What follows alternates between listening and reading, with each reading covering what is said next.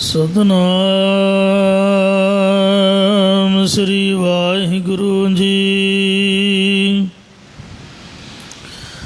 ਮਾਰੂ ਮਹੱਲਾ ਪੰਜਵਾ। ਘਰ ਚੌਥਾ। ਅਸ਼ਟਪਦੀਆ। ਇੱਕ ਓੰਕਾਰ ਸਤਿਗੁਰ ਪ੍ਰਸਾਦ। ਚਾਦਨਾ ਚਾਦਰ ਆਂਗਣ ਪ੍ਰਭ ਜੀਉ ਅੰਤਰ ਚਾਦਨਾ। ਵਾਹਿਗੁਰੂ ਜੀ ਕਾ ਖਾਲਸਾ ਵਾਹਿਗੁਰੂ ਜੀ ਕੀ ਫਤਿਹ। ਕੋਟ ਬ੍ਰਹਮੰਡਾਂ ਦੇ ਮਾਲਕ ਜੁਗੋ ਜੁਗੀ ਅਟਲ ਸ਼ਬਦਾ ਅਵਤਾਰ ਦਸਾਂ ਪਾਤਸ਼ਾਹੀਆਂ ਦੀ ਆਤਮਕ ਜੋਤ। ਧੰਨ ਧੰਨ ਸਤਿਗੁਰੂ ਸ੍ਰੀ ਗੁਰੂ ਗ੍ਰੰਥ ਸਾਹਿਬ ਸੱਚੇ ਪਾਤਸ਼ਾਹ ਜੀ ਮਹਾਰਾਜ ਜੀ ਦੀ ਪਵਿੱਤਰ ਪਾਵਨ ਹਜ਼ੂਰੀ ਦੇ ਵਿੱਚ ਜੁੜ ਮਿਲ ਬੈਠੀ ਗੁਰੂ ਰੂਪ ਗੁਰੂ ਖਾਲਸਾ ਸਾਧ ਸੰਗਤ ਜੀਓ। ਆਓ ਬੜੇ ਪਿਆਰ ਯਾਰ ਸਤਿਕਾਰ ਦੇ ਨਾਲ ਅੰਮ੍ਰਿਤ ਬਾਣੀ ਹਰ ਹਰ ਤੇਰੀ ਸੁਣ ਸੁਣ ਹੋਵੇ ਪਰਮਗਤ ਮੇਰੀ। ਜਲਨ ਬੁਝੀ ਸੀਤਲ ਹੋਏ ਮਨੁਆ ਸਤਿਗੁਰ ਕਾ ਦਰਸ਼ਨ ਪਾਏ ਜੀਓ। ਸਤਿਗੁਰਾਂ ਦੀ ਪਵਿੱਤਰ ਅੰਮ੍ਰਿਤ ਬਾਣੀ ਦੀ ਕਥਾ ਵਿਚਾਰ ਵਿਆਖਿਆ ਸੋ ਸਰਵਣ ਕਰਕੇ ਲਾਹ ਪ੍ਰਾਪਤ ਕਰੋ ਜੀ। ਇੱਕ ਵਾਰ ਉਚਾਰਨ ਕਰੋ ਸਤਨਾਮ ਸ੍ਰੀ ਵਾਹਿਗੁਰੂ ਜੀ। ਸਤਨਾਮ ਸ੍ਰੀ ਵਾਹਿਗੁਰੂ ਸਾਹਿਬ ਜੀਓ। ਮਾਰੂ ਮਹੱਲਾ ਪੰਜਵਾ। ਮਾਰੂ ਰਾਗ ਦੇ ਵਿੱਚ ਪੰਜਵੇਂ ਪਾਤਸ਼ਾਹ ਧੰਨ ਧੰਨ ਸਤਿਗੁਰੂ ਸ੍ਰੀ ਗੁਰੂ ਅਰਜਨ ਦੇਵ ਮਹਾਰਾਜ ਦੇ ਪਾਸ ਗੁਰਸਿੱਖਾਂ ਨੇ ਤਤ ਸਿਧਾਂਤ ਦੇ ਬਚਨ ਪੁੱਛੇ ਤਾਂ ਮਹਾਰਾਜ ਮਾਰੂ ਰਾਗ ਦੇ ਵਿੱਚ ਇਹ ਸ਼ਬਦ ਉਚਾਰਨ ਕਰ ਰਹੇ ਹਨ। ਘਰ ਚੌਥਾ। ਚੌਥੇ ਘਰ ਸੁਰ ਤਾਲ ਦੇ ਵਿੱਚ ਪਾਵਨ ਸ਼ਬਦ ਉਚਾਰ ਰਹੇ ਨੇ। ਅਸ਼ਟਪਦੀਆ। 8 ਪਦੀਆਂ ਵਾਲੀ ਬਾਣੀ ਉਚਾਰਨ ਕਰਦੇ ਹਨ। ਜਿਸ ਸਮੇਂ ਸ੍ਰੀ ਗੁਰੂ ਹਰਗੋਬਿੰਦ ਸਾਹਿਬ ਜੀ ਮਹਾਰਾਜ ਕੀਰਤਪੁਰ ਸਾਹਿਬ ਜੋਤੀ ਜੋਤ ਸਮਾਉਣ ਲੱਗੇ ਸਨ ਉਸ ਸਮੇਂ ਸਿੱਖ ਸੰਗਤਾਂ ਨੇ ਤਤ ਸਿਧਾਂਤ ਤੇ ਆਪਣੀ ਪਰਮ ਗਤੀ ਦੀ ਪ੍ਰਾਪਤੀ ਵਾਲੇ ਉਪਦੇਸ਼ ਦੀ ਯਾਚਨਾ ਕੀਤੀ। ਤਦੋਂ ਸਤਿਗੁਰੂ ਮਹਾਰਾਜ ਜੀ ਨੇ ਇਸੇ ਸ਼ਬਦ ਦੁਆਰਾ ਸੰਗਤਾਂ ਨੂੰ ਸ਼ੁਭ ਉਪਦੇਸ਼ ਬਖਸ਼ਿਸ਼ ਕੀਤਾ ਸੀ। ਇੱਕ ਓੰਕਾਰ। ਵਾਹਿਗੁਰੂ ਇੱਕ ਹੈ ਅਦੁੱਤੀ ਪਰਮੇਸ਼ਰ ਓੰਕਾਰ ਸਰਬ ਦਾ ਪ੍ਰਕਾਸ਼ਕ ਹੈ। ਸਤਿਗੁਰ ਪ੍ਰਸਾਦ। ਜੋ ਸਤਿਗੁਰਾਂ ਦੀ ਕਿਰਪਾ ਦੁਆਰਾ ਪ੍ਰਾਪਤ ਹੁੰਦਾ ਹੈ। ਪ੍ਰਸ਼ਨ ਹੈ ਹੇ ਮਹਾਰਾਜ ਜੀ ਚਾਨਣਿਆਂ ਵਿੱਚੋਂ ਸ੍ਰੇਸ਼ਟ ਚਾਨਣਾ ਕਿਹੜਾ ਹੈ ਤਾਂ ਸਹਿਬ ਉੱਤਰ ਬਖਸ਼ਦੇ ਨੇ। ਚਾਂਦਨਾ ਚਾਂਦਨ ਆਂਗਨ।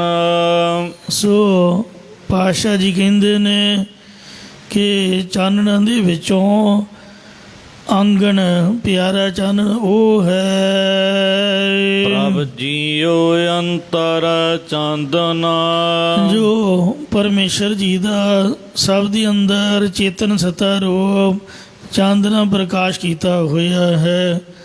ਇਹੀ ਹਿਰਦੇ ਰੂਪ ਆਂਗਣ ਵਿਹੜੇ ਵਿੱਚ ਚਾਂਦਨਾ ਚਾਨਣਾ ਨਾਲੋਂ ਸ੍ਰੇਸ਼ਟ ਚਾਨਣਾ ਹੈ। ਅਰਥਾਤ ਜਗਤ ਅੰਦਰ 3 ਪ੍ਰਕਾਰ ਦਾ ਚਾਨਣ ਮੰਨਿਆ ਗਿਆ ਹੈ। ਇੱਕ ਹੈ ਤਾਮਸੀ ਪ੍ਰਕਾਸ਼, ਸੂਰਜ ਆਦਿ ਅੱਗ ਦਾ ਪ੍ਰਕਾਸ਼ ਤਾਮਸੀ ਪ੍ਰਕਾਸ਼ ਹੈ। ਇੱਕ ਹੈ ਰਾਜਸੀ ਪ੍ਰਕਾਸ਼, ਜਗਿਆਸੂ ਜਨਾਂ ਦੇ ਅੰਦਰ ਬਿਰਤੀ ਦਾ ਨਿਰੋਧ ਕਰਕੇ ਜੋ ਸ਼ਾਸਤਰ ਗਿਆਨ ਦੀ ਸਮਝ ਪੈਣੀ ਹੈ, ਇਹ ਰਾਜਸੀ ਪ੍ਰਕਾਸ਼ ਹੈ। ਤੀਜਾ ਹੈ ਸ਼ਾਂਤ ਕੀ ਪ੍ਰਕਾਸ਼, ਜੋ ਬਿਰਤੀ ਦਾ ਵੇਦਾਂ ਸ਼ਾਸਤਰਾਂ ਦੇ ਤੱਤ ਸਿਧਾਂਤ ਦੁਆਰਾ ਸਤੋਗੁਣ ਦੇ ਵਿੱਚ ਲੀਨ ਹੋਣਾ ਹੈ, ਇਹ ਸ਼ਾਂਤ ਕੀ ਪ੍ਰਕਾਸ਼ ਹੈ। ਇਹ ਸਭ ਪ੍ਰਕਾਸ਼ ਮਾਇਆ ਕਰਕੇ ਹਨ। ਪਰਮੇਸ਼ਰ ਦਾ ਪ੍ਰਕਾਸ਼ ਇਹਨਾਂ ਸਾਰਿਆਂ ਦੇ ਅੰਦਰ ਹੈ। ਸਭ ਮਹਿ ਜੋਤ, ਜੋਤ ਹੈ ਸੋਏ, ਤਿਸ ਦਾ ਚਾਨਣ ਸਭ ਮਹਿ ਚਾਨਣ ਹੋਏ।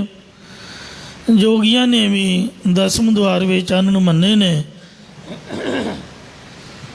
ਜੋ ਪਹਿਲਾਂ ਤ੍ਰਿਕੁਟੀ ਵਿੱਚੋਂ ਦੁੱਧ ਦੀ ਝੱਗ ਵਰਗੀ ਰੋਸ਼ਨੀ ਪ੍ਰਤੀਤ ਹੁੰਦੀ ਹੈ, ਫਿਰ ਜਿਵੇਂ ਜਿਵੇਂ ਸੁਰਤ ਜੁੜਦੀ ਹੈ, ਤਿਵੇਂ ਤਿਵੇਂ ਪ੍ਰਕਾਸ਼ ਵੱਧਦਾ ਹੋਇਆ ਚੌਮੁਖੀ ਦੀਵੇ ਵਰਗਾ ਬਣ ਜਾਂਦਾ ਹੈ। ਫਿਰ ਚੰਦਰਮਾ ਅਤੇ ਸੂਰਜ ਵਾਂਗ ਪ੍ਰਕਾਸ਼ ਹੋਣਾ ਮੰਨਿਆ ਜਾਂਦਾ ਹੈ। ਪਰ ਗੁਰਮਤਿ ਵਿੱਚ ਐਸਾ ਕਥਨ ਹੈ, ਊਹਾ ਸੂਰਜ ਨਾਹੀ ਚੰਦ, ਆਦ ਨਿਰੰਜਨ ਕਰੈ ਆਨੰਦ। ਉੱਥੇ ਸੂਰਜ ਆਦਿ ਦਾ ਪ੍ਰਕਾਸ਼ ਨਹੀਂ ਹੈ, ਉੱਥੇ ਆਦਿ ਅਤੇ ਨਿਰੰਜਨ ਸਰੂਪ ਚੇਤਨ ਦੀ ਜੋ ਲਾਟ ਚਮਕਦੀ ਹੈ, ਉਸੇ ਦਾ ਹੀ ਪ੍ਰਕਾਸ਼ ਹੁੰਦਾ ਹੈ।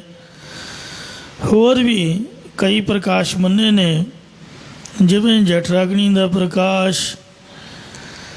ਇਹ ਪ੍ਰਕਾਸ਼ ਐਸਾ ਮੰਨਿਆ ਜਿਵੇਂ ਸਭ ਨਾੜੀਆਂ ਬਿਜਲੀ ਵਾਂਗ ਲਿਸ਼ਕਦੀਆਂ ਹੋਣ, ਭਾਵ ਜਠਰਾਗਨੀ ਦੇ ਤੇਜ ਨਾਲ ਸਭ ਨਾੜੀਆਂ ਚਮਕਣ ਲੱਗ ਜਾਂਦੀਆਂ ਨੇ। ਇੱਕ ਹਿਰਨ ਗਰਭ ਦਾ ਚਾਨਣ ਮੰਨਿਆ। ਇਹ ਐਸਾ ਚਾਨਣ ਹੈ ਕਿ ਸਾਰਾ ਸਰੀਰ ਬਿਜਲੀ ਵਾਂਗ ਚਮਕਦਾ ਪ੍ਰਤੀਤ ਹੁੰਦਾ ਹੈ। ਹਨੇਰੇ ਵਿੱਚ ਬੈਠੇ ਹੋਇਆਂ ਵੀ ਸਰੀਰ ਦੇ ਅੰਦਰ ਬਾਹਰ ਰੌਸ਼ਨੀ ਪ੍ਰਤੀਤ ਹੋਣ ਲੱਗ ਪੈਂਦੀ ਹੈ, ਪਰ ਇਹ ਵੀ ਮਾਇਕੀ ਚਾਨਣ ਹਨ। ਇਹ ਸਾਰੇ ਪ੍ਰਕਾਸ਼ ਵੀ ਉਸ ਸਵੈ ਸਰੂਪ ਪ੍ਰਕਾਸ਼ ਰੂਪ ਚੇਤਨ ਪ੍ਰਭੂ ਦੇ ਅਧੀਨ ਹੋ ਕੇ ਚਾਨਣ ਕਰਨ ਵਾਲੇ ਨੇ। ਸਾਰਿਆਂ ਚਾਨਣਾਂ ਵਿੱਚੋਂ ਪਰਮੇਸ਼ਰ ਦਾ ਚਾਨਣ ਹੀ ਭਾਵ ਭਗਤੀ ਦੀ ਮਹਿਕ ਦੇ ਕੇ ਹਿਰਦੇ ਰੂ ਵਿਹੜੇ ਵਿੱਚ ਪਿਆਰ ਦੇ ਫੁੱਲ ਖਿੜਾਉਣ ਵਾਲਾ ਹੈ। ਉਹ ਪ੍ਰਭੂ ਜੀ ਦਾ ਹਿਰਦੇ ਦੇ ਅੰਦਰ ਪ੍ਰਕਾਸ਼ ਹੈ, ਜਿਸ ਦੇ ਪ੍ਰਕਾਸ਼ ਨੂੰ ਲੈ ਕੇ ਬਿਰਤੀ ਸਭ ਚੀਜ਼ਾਂ ਨੂੰ ਅਨੁਭਵ ਕਰ ਰਹੀ ਹੈ, ਜਾਂ ਉਸ ਪ੍ਰਭੂ ਦਾ ਜਿਸ ਦੇ ਹਿਰਦੇ ਵਿੱਚ ਪ੍ਰਕਾਸ਼ ਹੋ ਗਿਆ, ਭਾਵ ਸਾਖਿਆਤ ਹੋ ਗਿਆ, ਉਹ ਪੁਰਖ ਧਨਤਾ ਦੇ ਯੋਗ ਹੈ। ਫਿਰ ਪ੍ਰਸ਼ਨ ਹੋਇਆ, ਹੇ ਸਤਿਗੁਰੂ ਜੀ, ਆਰਾਧਨਾ ਕਿਹੜਾ ਚੰਗਾ ਹੈ? ਆਰਾਧਨਾ ਆਰਾਧਨ ਅਨੇਕਾ। ਤਾਂ ਮਹਾਰਾਜ ਉੱਤਰ ਬਖਸ਼ਦੇ ਨੇ ਕਿ ਹੇ ਭਾਈ, ਸਿਮਰਨਾਂ ਨਾਲੋਂ ਇਹੀ ਸਿਮਰਨ ਕਰਨਾ ਅਨੇਕਾ ਚੰਗਾ ਹੈ। ਹਰ ਹਰ ਨਾਮ ਆਰਾਧਨਾ। ਜੋ ਦਿਲ ਦੀ ਭਾਵਨਾ ਦੇ ਨਾਲ ਹਰੇ ਭਰੇ ਕਰਨ ਵਾਲੇ ਪਰਮੇਸ਼ਰ ਦਾ ਨਾਮ ਆਰਾਧਨਾ ਸਿਮਰਨਾ ਹੈ। ਇਹੀ ਸਿਮਰਨ ਵਾਹਿਗੁਰੂ ਦਾ ਹੀ ਸਭ ਨਾਲੋਂ ਉੱਤਮ ਹੈ। ਪ੍ਰਭ ਕਾ ਸਿਮਰਨ ਸਭ ਤੇ ਉੱਚਾ, ਪ੍ਰਭ ਕਾ ਸਿਮਰਨ ਉਧਰੇ ਮੋਚਾ, ਪ੍ਰਭ ਕਾ ਸਿਮਰਨ ਤ੍ਰਿਸ਼ਨਾ ਬੁਝੈ, ਪ੍ਰਭ ਕਾ ਸਿਮਰਨ ਸਭ ਕੇ ਸੁਝੈ, ਪ੍ਰਭ ਕਾ ਸਿਮਰਨ ਨਾਹੀ ਜਮ ਤਰਾਸੈ, ਪ੍ਰਭ ਕਾ ਸਿਮਰਨ ਪੂਰਨ ਆਸੈ, ਪ੍ਰਭ ਕਾ ਸਿਮਰਨ ਮਨ ਕੀ ਮਲ ਜਾਏ, ਅੰਮ੍ਰਿਤ ਨਾਮ ਰਿਦ ਮਾਹੀ ਸਮਾਏ। ਇੰਜ ਪ੍ਰਭੂ ਦੇ ਸਿਮਰਨ ਦੀਆਂ ਇਹ ਤਾਕਤਾਂ ਨੇ। ਇਹ ਸਤਿਗੁਰੂ ਜੀ, ਤਿਆਗਣ ਵਿੱਚੋਂ ਕਿਹੜਾ ਤਿਆਗਣਾ ਸ੍ਰੇਸ਼ਟ ਹੈ? ਤਾਂ ਗੁਰੂ ਸਾਹਿਬ ਉੱਤਰ ਬਖਸ਼ਦੇ ਹਨ, ਤਿਆਗਨ ਤਿਆਗਨ ਅਨੇਕਾ। ਇਹ ਭਾਈ ਤਿਆਗ ਵਿੱਚੋਂ ਇਹੀ ਤਿਆਗ ਸ੍ਰੇਸ਼ਟ ਹੈ। ਕਾਮ ਕ੍ਰੋਧ ਲੋਭ ਤਿਆਗਨਾ ਜੋ ਕਾਮ ਵਿਕਾਰ ਦ੍ਰਿਸ਼ਟੀ, ਕ੍ਰੋਧ ਗੁੱਸਾ, ਲੋਭ ਲਾਲਚ ਆਦਿਕ ਵਿਕਾਰਾਂ ਦਾ ਤਿਆਗ ਕਰਨਾ, ਇਹ ਸਭ ਤੋਂ ਉੱਤਮ ਹੈ। ਇਹ ਮਹਾਰਾਜ ਮੰਗਣਾ ਵਿੱਚੋਂ ਕਿਹੜਾ ਮੰਗਣਾ ਸ੍ਰੇਸ਼ਟ ਹੈ? ਤਾਂ ਗੁਰੂ ਸਾਹਿਬ ਉੱਤਰ ਬਖਸ਼ਦੇ ਹਨ। ਮੰਗਨ ਨਿਕਾ ਇਹ ਭਾਈ ਸਭ ਮੰਗਣ ਦੇ ਵਿੱਚੋਂ ਇਹੀ ਮੰਗਣਾ ਚੰਗਾ ਹੈ। ਹਰ ਜਸ ਗੁਰ ਤੇ ਮੰਗਨਾ ਜੋ ਗੁਰ ਸਤਿਗੁਰੂ ਸਾਹਿਬ ਜੀ ਤੋਂ ਹਰੀ ਪਰਮੇਸ਼ਰ ਦਾ ਜਸ ਕੀਰਤਨ ਕਰਨਾ ਮੰਗਣਾ ਹੈ। ਇਹ ਸਤਿਗੁਰੂ ਜੀ ਜਾਗਣੇ ਵਿੱਚੋਂ ਸ੍ਰੇਸ਼ਟ ਜਾਗਣਾ ਕਿਹੜਾ ਹੈ? ਤਾਂ ਗੁਰੂ ਸਾਹਿਬ ਉੱਤਰ ਬਖਸ਼ਦੇ ਹਨ। ਜਾਗਨ ਨਿਕਾ ਇਹ ਗੁਰਮੁਖ ਪਿਆਰਿਓ, ਸਭ ਜਾਗਰਨਾਂ ਨਾਲੋਂ ਇਹੀ ਸ੍ਰੇਸ਼ਟ ਜਾਗਣਾ ਹੈ। ਹਰ ਕੀਰਤਨ ਮਹਿ ਜਾਗਨਾ ਜੋ ਹਰੀ ਪਰਮੇਸ਼ਰ ਦੇ ਕੀਰਤਨ ਜਸ ਕਰਨ ਦੇ ਵੇ ਜਾਗਣਾ ਹੈ। ਇਹ ਸਤਿਗੁਰੂ ਜੀ ਕਿਸ ਦੇ ਚਰਨੀ ਲੱਗਣਾ ਚੰਗਾ ਹੈ? ਤਾਂ ਪਾਤਸ਼ਾਹ ਫੁਰਮਾਨ ਕਰਦੇ ਹਨ। ਲਾਗਨ ਨਿਕਾ ਇਹ ਭਾਈ ਲੱਗਣਾ ਤੋਂ ਇਹੀ ਲੱਗਣਾ ਚੰਗਾ ਹੈ। ਗੁਰ ਚਰਣੀ ਮਨ ਲਾਗਨਾ ਜੋ ਸਤਿਗੁਰੂ ਜੀ ਦੇ ਚਰਨ ਕਮਲਾਂ ਦੇ ਵਿੱਚ ਹਿਰਦੇ ਦਾ ਲੱਗਣਾ ਹੈ। ਲਗਨਾਂ ਵਿੱਚੋਂ ਸ੍ਰੇਸ਼ਟ ਲਗਨ ਕਿਹੜੀ ਹੈ? ਤਾਂ ਇਸੇ ਪ੍ਰਕਾਰ ਗੁਰੂ ਸਾਹਿਬ ਜੀ ਉੱਤਰ ਬਖਸ਼ਦੇ ਨੇ। ਲਾਗਨ ਨਿਕਾ ਲਗਨਾਂ ਦੇ ਵਿੱਚੋਂ ਇਹੀ ਲਗਨ ਚੰਗੀ ਹੈ। ਗੁਰ ਚਰਣੀ ਮਨ ਲਾਗਨਾ ਜੋ ਗੁਰਾਂ ਦੇ ਚਰਨ ਕਮਲਾਂ ਦੇ ਵਿੱਚ ਮਨ ਦੀ ਲਗਨ ਲੱਗ ਜਾਣੀ ਹੈ। ਇਹ ਬਿਦਹਤ ਸਹ ਪਰਾਪਤੇ ਇਹ ਭਾਈ ਪਰੰਤੂ ਇਹ ਜਿਹੜੀ ਵਿਦ ਜੁਗਤੀ ਹੈ ਉਸ ਨੂੰ ਪ੍ਰਾਪਤ ਹੁੰਦੀ ਹੈ। ਜਾ ਕੈ ਮਸਤਕ ਭਾਗਨਾ ਜਿਸ ਪੁਰਸ਼ ਦੇ ਮੱਥੇ ਦੇ ਸ਼੍ਰੋਮਣੀ ਬਾਗ ਸ਼੍ਰੋਮਣੀ ਲੇਖ ਹਨ। ਕਾਹੋ ਨਾਨਕ ਤਿਸ ਸਭ ਕਿਛ ਨੀਕਾ ਸਤਿਗੁਰੂ ਮਹਾਰਾਜ ਸਾਹਿਬ ਜੀ ਕਥਨ ਕਰਦੇ ਨੇ ਕਿ ਤਿਸ ਪੁਰਸ਼ ਨੂੰ ਸਾਰਾ ਕੁਝ ਗੁਣ ਚੰਗਾ ਲੱਗਦਾ ਹੈ। ਜੋ ਪ੍ਰਭ ਕੀ ਸਰਨਾਗਨਾ ਜਿਹੜਾ ਪਰਮੇਸ਼ਰ ਦੀ ਸ਼ਰਨ ਵਿੱਚ ਆ ਕੇ ਪ੍ਰਾਪਤ ਹੋਇਆ ਹੈ। ਮਾਰੂ ਮਹੱਲਾ ਪੰਜਵਾ ਮਾਰੂ ਰਾਗ ਦੇ ਵਿੱਚ ਪੰਜਵੇਂ ਪਾਤਸ਼ਾਹ ਧੰਨ ਸਤਿਗੁਰੂ ਅਰਜਨ ਦੇਵ ਸਾਹਿਬ ਜੀ ਮਹਾਰਾਜ ਫੁਰਮਾਨ ਕਰਦੇ ਹਨ। ਆਓ ਜੀ ਤੋ ਆਓ ਹਮਾਰਾ ਇਸ ਪਾਵਨ ਸ਼ਬਦ ਵਿੱਚ ਸਤਿਗੁਰੂ ਜੀ ਪਰਮੇਸ਼ਰ ਵਿੱਚ ਚਿੱਤ ਲਾਉਣ ਵਾਲਿਆਂ ਦੀ ਮਹਿਮਾ ਕਥਨ ਕਰਦੇ ਨੇ ਕਿ ਹੇ ਮੇਰੇ ਪਿਆਰੇ ਜੀ ਆਉਣਾ ਕਰੋ, ਤੁਸੀਂ ਸਾਡੇ ਘਰ ਵਿੱਚ ਆਉਣਾ ਕਰੋ। ਹਰ ਜਸਾ ਸ਼ਰਵਨ ਸੁਨਾਵਨਾ ਅਤੇ ਮੇਰੇ ਕੰਨਾਂ ਦੇ ਵਿੱਚ ਹਰੀ ਪਰਮੇਸ਼ਰ ਦਾ ਜਸ ਕੀਰਤਨ ਇਹ ਸੁਣਾਉਣਾ ਕਰੋ।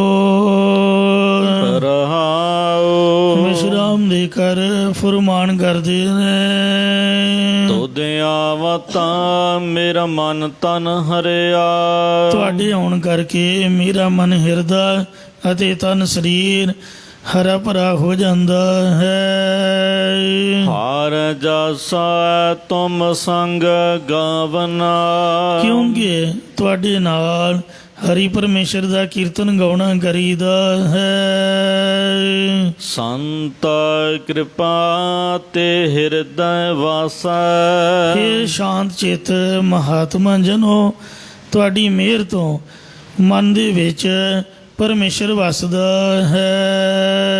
ਦੂਜਾ ਭਾਉ ਮਿਟਾਵਨਾ ਅਤੇ ਦਵੈਤ ਭਾਵ ਨੂੰ ਮਿਟਾਉਣਾ ਕਰੀਦਾ ਹੈ। ਭਗਤ ਦਇਆ ਤੇ ਬੁੱਧ ਪਰਗਾਸਾ ਇਹ ਸੰਤ ਜਨੋ, ਤੁਹਾਡੀ ਮਿਹਰ ਤੋਂ ਹੀ ਮਤ ਦੇ ਅੰਦਰ ਗਿਆਨ ਦਾ ਚਾਨਣਾ ਹੁੰਦਾ ਹੈ। ਦੁਰਮਤ ਦੁਖਤ ਜਾਵਨਾ ਅਤੇ ਖੋਟੀ ਮਤ ਦੇ ਦੁੱਖ ਜਾਂ ਖੋਟੀ ਮਤ ਤੇ ਜੰਮਣ ਮਨ ਦਾ ਦੁੱਖ ਤਿਆਗਣਾ ਕਰੀਦਾ ਹੈ। ਦਰਸ਼ਨ ਭੇਟਤ ਹੋਤ ਪਨੀਤਾ ਤੁਹਾਡੇ ਦਰਸ਼ਨ ਦਿਦਾਰੇ ਮਿਲਨੇ ਜਾਂ ਹੋਣੇ ਕਰਕੇ ਪਵਿੱਤਰ ਹੋਈਦਾ ਹੈ। ਪੁਨਰਪ ਗਰਭ ਨਾ ਪਾਵਨਾ ਫਿਰ ਦੁਬਾਰਾ ਮਾਤਾ ਦੇ ਗਰਭ ਦੇ ਵਿੱਚ ਪੈਣਾ ਨਹੀਂ ਹੋਵੇਗਾ। ਨੌ ਨਿਧ ਰਿਧ ਸਿੱਧ ਪਾਈ ਇਹ ਸੰਤ ਜਨੋ ਬਾਦਸ਼ਾਹ ਫਰਮਾਉਂਦੇ ਨੇ, ਜੋ ਤੁਮਰਾ ਮਨ ਭਾਵਨਾ ਜੋ ਇਹ ਸੰਤ ਜਨੋ ਤੁਹਾਡੇ ਹਿਰਦੇ ਵਿੱਚ ਭਾ ਜਾਂਦੇ ਨੇ, ਉਹਨਾਂ ਨੇ 9 ਨਿਧੀਆਂ ਤੇ 18 ਸਿੱਧੀਆਂ ਤੇ ਰਿੱਧੀਆਂ ਅੰਨ ਦੀ ਅਤੋੜ ਦਾ ਇਤਿਆਦਿਕ ਸ਼ਕਤੀਆਂ ਪ੍ਰਾਪਤ ਕਰ ਲਈਆਂ ਹਨ। ਜੋ ਤੇ ਤੁਮਰਾ ਮਨ ਭਾਵਨਾ ਇਹ ਸੰਤ ਜਨੋ, ਜੋ ਤੁਹਾਡੇ ਮਨ ਹਿਰਦੇ ਵਿੱਚ ਪਾ ਜਾਂਦੇ ਨੇ, ਉਹਨਾਂ ਨੇ 9 ਨਿਧੀਆਂ ਰਿੱਧੀਆਂ ਅਤੇ 18 ਸਿੱਧੀਆਂ ਇਹ ਪ੍ਰਾਪਤ ਕਰ ਲਈਆਂ ਹਨ। ਸੰਤ ਬਿਨਾ ਮੈਂ ਥਾਉ ਨ ਕੋਈ ਹੇ ਸ਼ਾਂਤ ਚਿਤ ਮਹਾਤਮਾ ਜਨੋ, ਤੁਹਾਥੋਂ ਬਿਨਾ ਮੈਨੂੰ ਹੋਰ ਕੋਈ ਵੀ ਥਾਂ ਨਹੀਂ ਹੈ।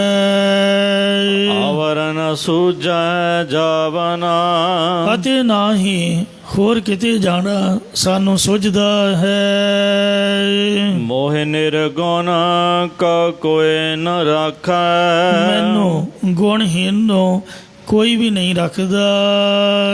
ਸੰਤਾ ਸੰਗ ਸਮਾਵਨਾ ਇਹ ਸੰਤ ਜਨੋ, ਤੁਹਾਡੀ ਸੰਗਤ ਦੇ ਨਾਲ ਹੀ ਮੇਰਾ ਸਮਾਉਣਾ ਹੋਵੇ, ਭਾਵ ਹਰ ਵੇਲੇ ਤੁਹਾਡੀ ਸੰਗਤ ਵਿੱਚ ਮਿਲਿਆ ਰਹਾਂ ਜੀ। ਕਹੋ ਨਾਨਕ ਗੁਰ ਚਲਤ ਦਿਖਾਇਆ ਸਤਿਗੁਰੂ ਮਹਾਰਾਜ ਸਾਹਿਬ ਜੀ ਕਥਨ ਕਰਦੇ ਨੇ ਕਿ ਸ਼ਾਂਤ ਸਰੂਪ ਗੁਰੂ ਸਾਹਿਬ ਜੀ ਨੇ ਇੱਕ ਅਚਰਜ ਕੌਤਕ ਦਿਖਾਇਆ ਹੈ।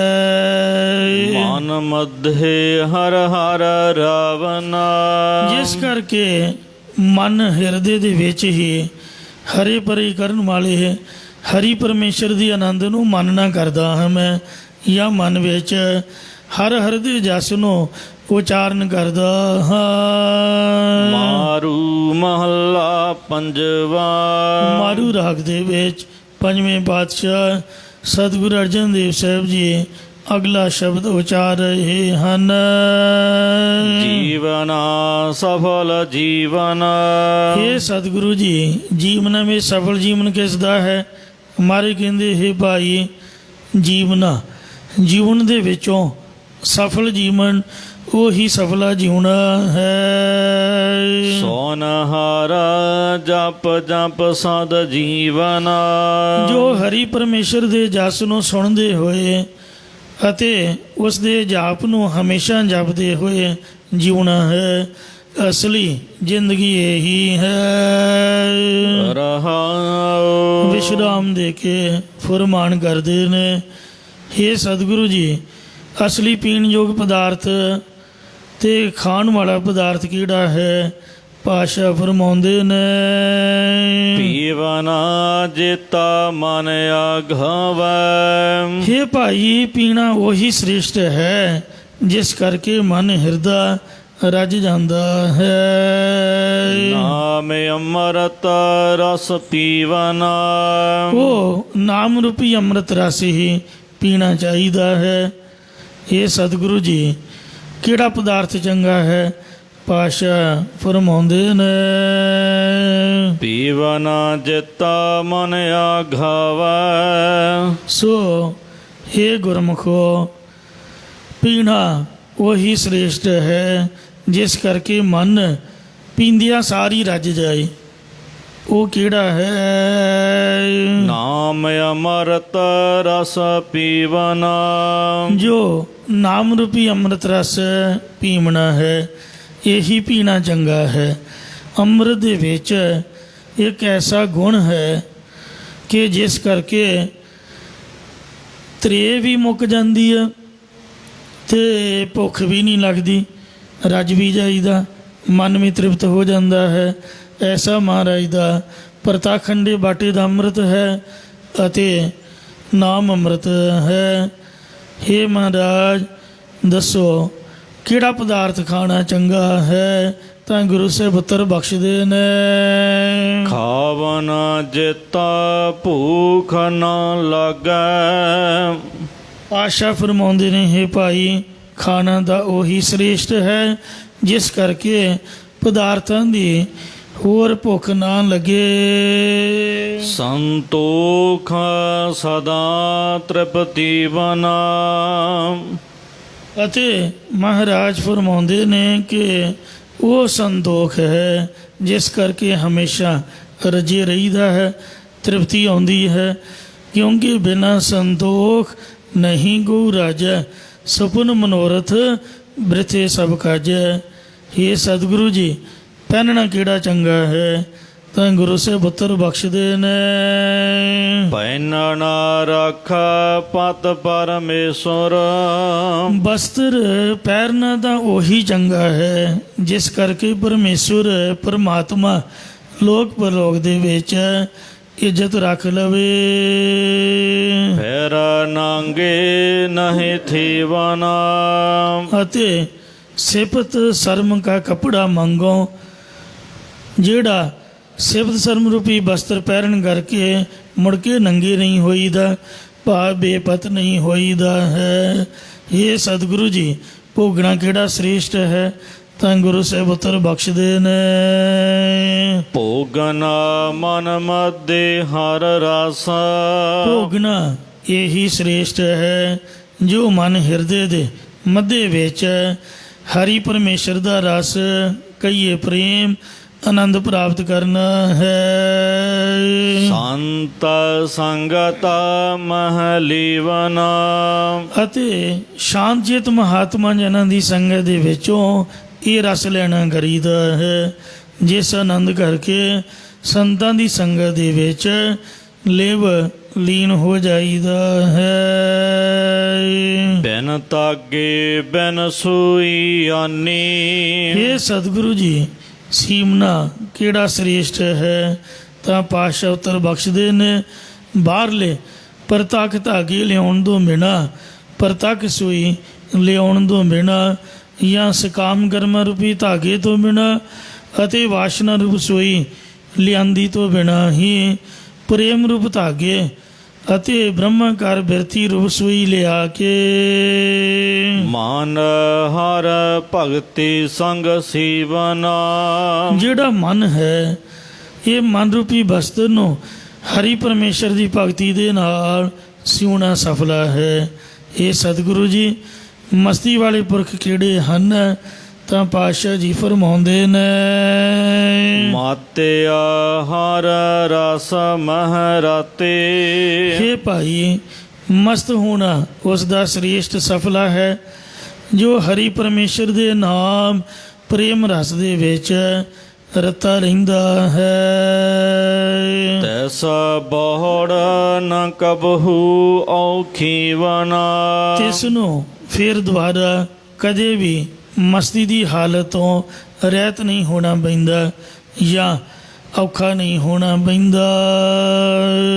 ਮਿਲਿਓ ਤਿਸ ਸਰਬ ਨਿਧਾਨਾ। ਇਸ ਪੁਰਸ਼ ਨੂੰ ਬ੍ਰਹਮ ਗਿਆਨ ਰੂਪ ਸਾਰਾ ਹੀ ਖਜ਼ਾਨਾ ਮਿਲ ਗਿਆ ਹੈ। ਪ੍ਰਭ ਕਿਰਪਾਲ ਜਸ ਦੀਵਨਾ। ਜਿਸ ਨੂੰ ਪਰਮੇਸ਼ਰ ਨੇ ਕਿਰਪਾਲੂ ਦਿਆਲੂ ਹੋ ਕੇ ਦੇਣਾ ਕੀਤਾ ਹੈ। ਇਹ ਨਾਮ ਦਾ ਖਜ਼ਾਨਾ, ਬ੍ਰਹਮ ਗਿਆਨ ਦਾ ਖਜ਼ਾਨਾ। ਸੁਖ ਨਾਨਕ ਸੰਤਨ ਕੀ ਸੇਵਾ। ਸਤਿਗੁਰੂ ਮਹਾਰਾਜ ਸਾਹਿਬ ਜੀ ਕਥਨ ਕਰਦੇ ਨੇ ਕਿ ਸਾਰੇ ਸੁੱਖ, ਸਾਰੇ ਆਨੰਦ ਸ਼ਾਂਤਚਿਤ ਮਹਾਤਮਾ ਜਨਾਂ ਦੀ ਸੇਵਾ ਟਹਿਲ ਦੇ ਵਿੱਚ ਹਨ। ਸੁੱਖ ਸੇਵਾ ਅੰਦਰ ਰੱਖੀ ਹੈ। ਸਾਰੇ ਸੁੱਖ ਮਹਾਰਾਜ ਨੇ ਸੇਵਾ ਦੇ ਵਿੱਚ ਰੱਖੇ ਹੋਏ ਨੇ। ਜਿਹੜਾ ਲੈਣਾ ਚਾਹੁੰਦਾ ਹੈ ਉਹ ਦੋਵੇਂ ਹੱਥੀਂ ਸੁੱਖ ਲੈ ਸਕਦਾ। ਜਲ ਵਰਤਾਏ, ਪ੍ਰਸ਼ਾਦ ਪਾਣੀ ਵਰਤਾਏ।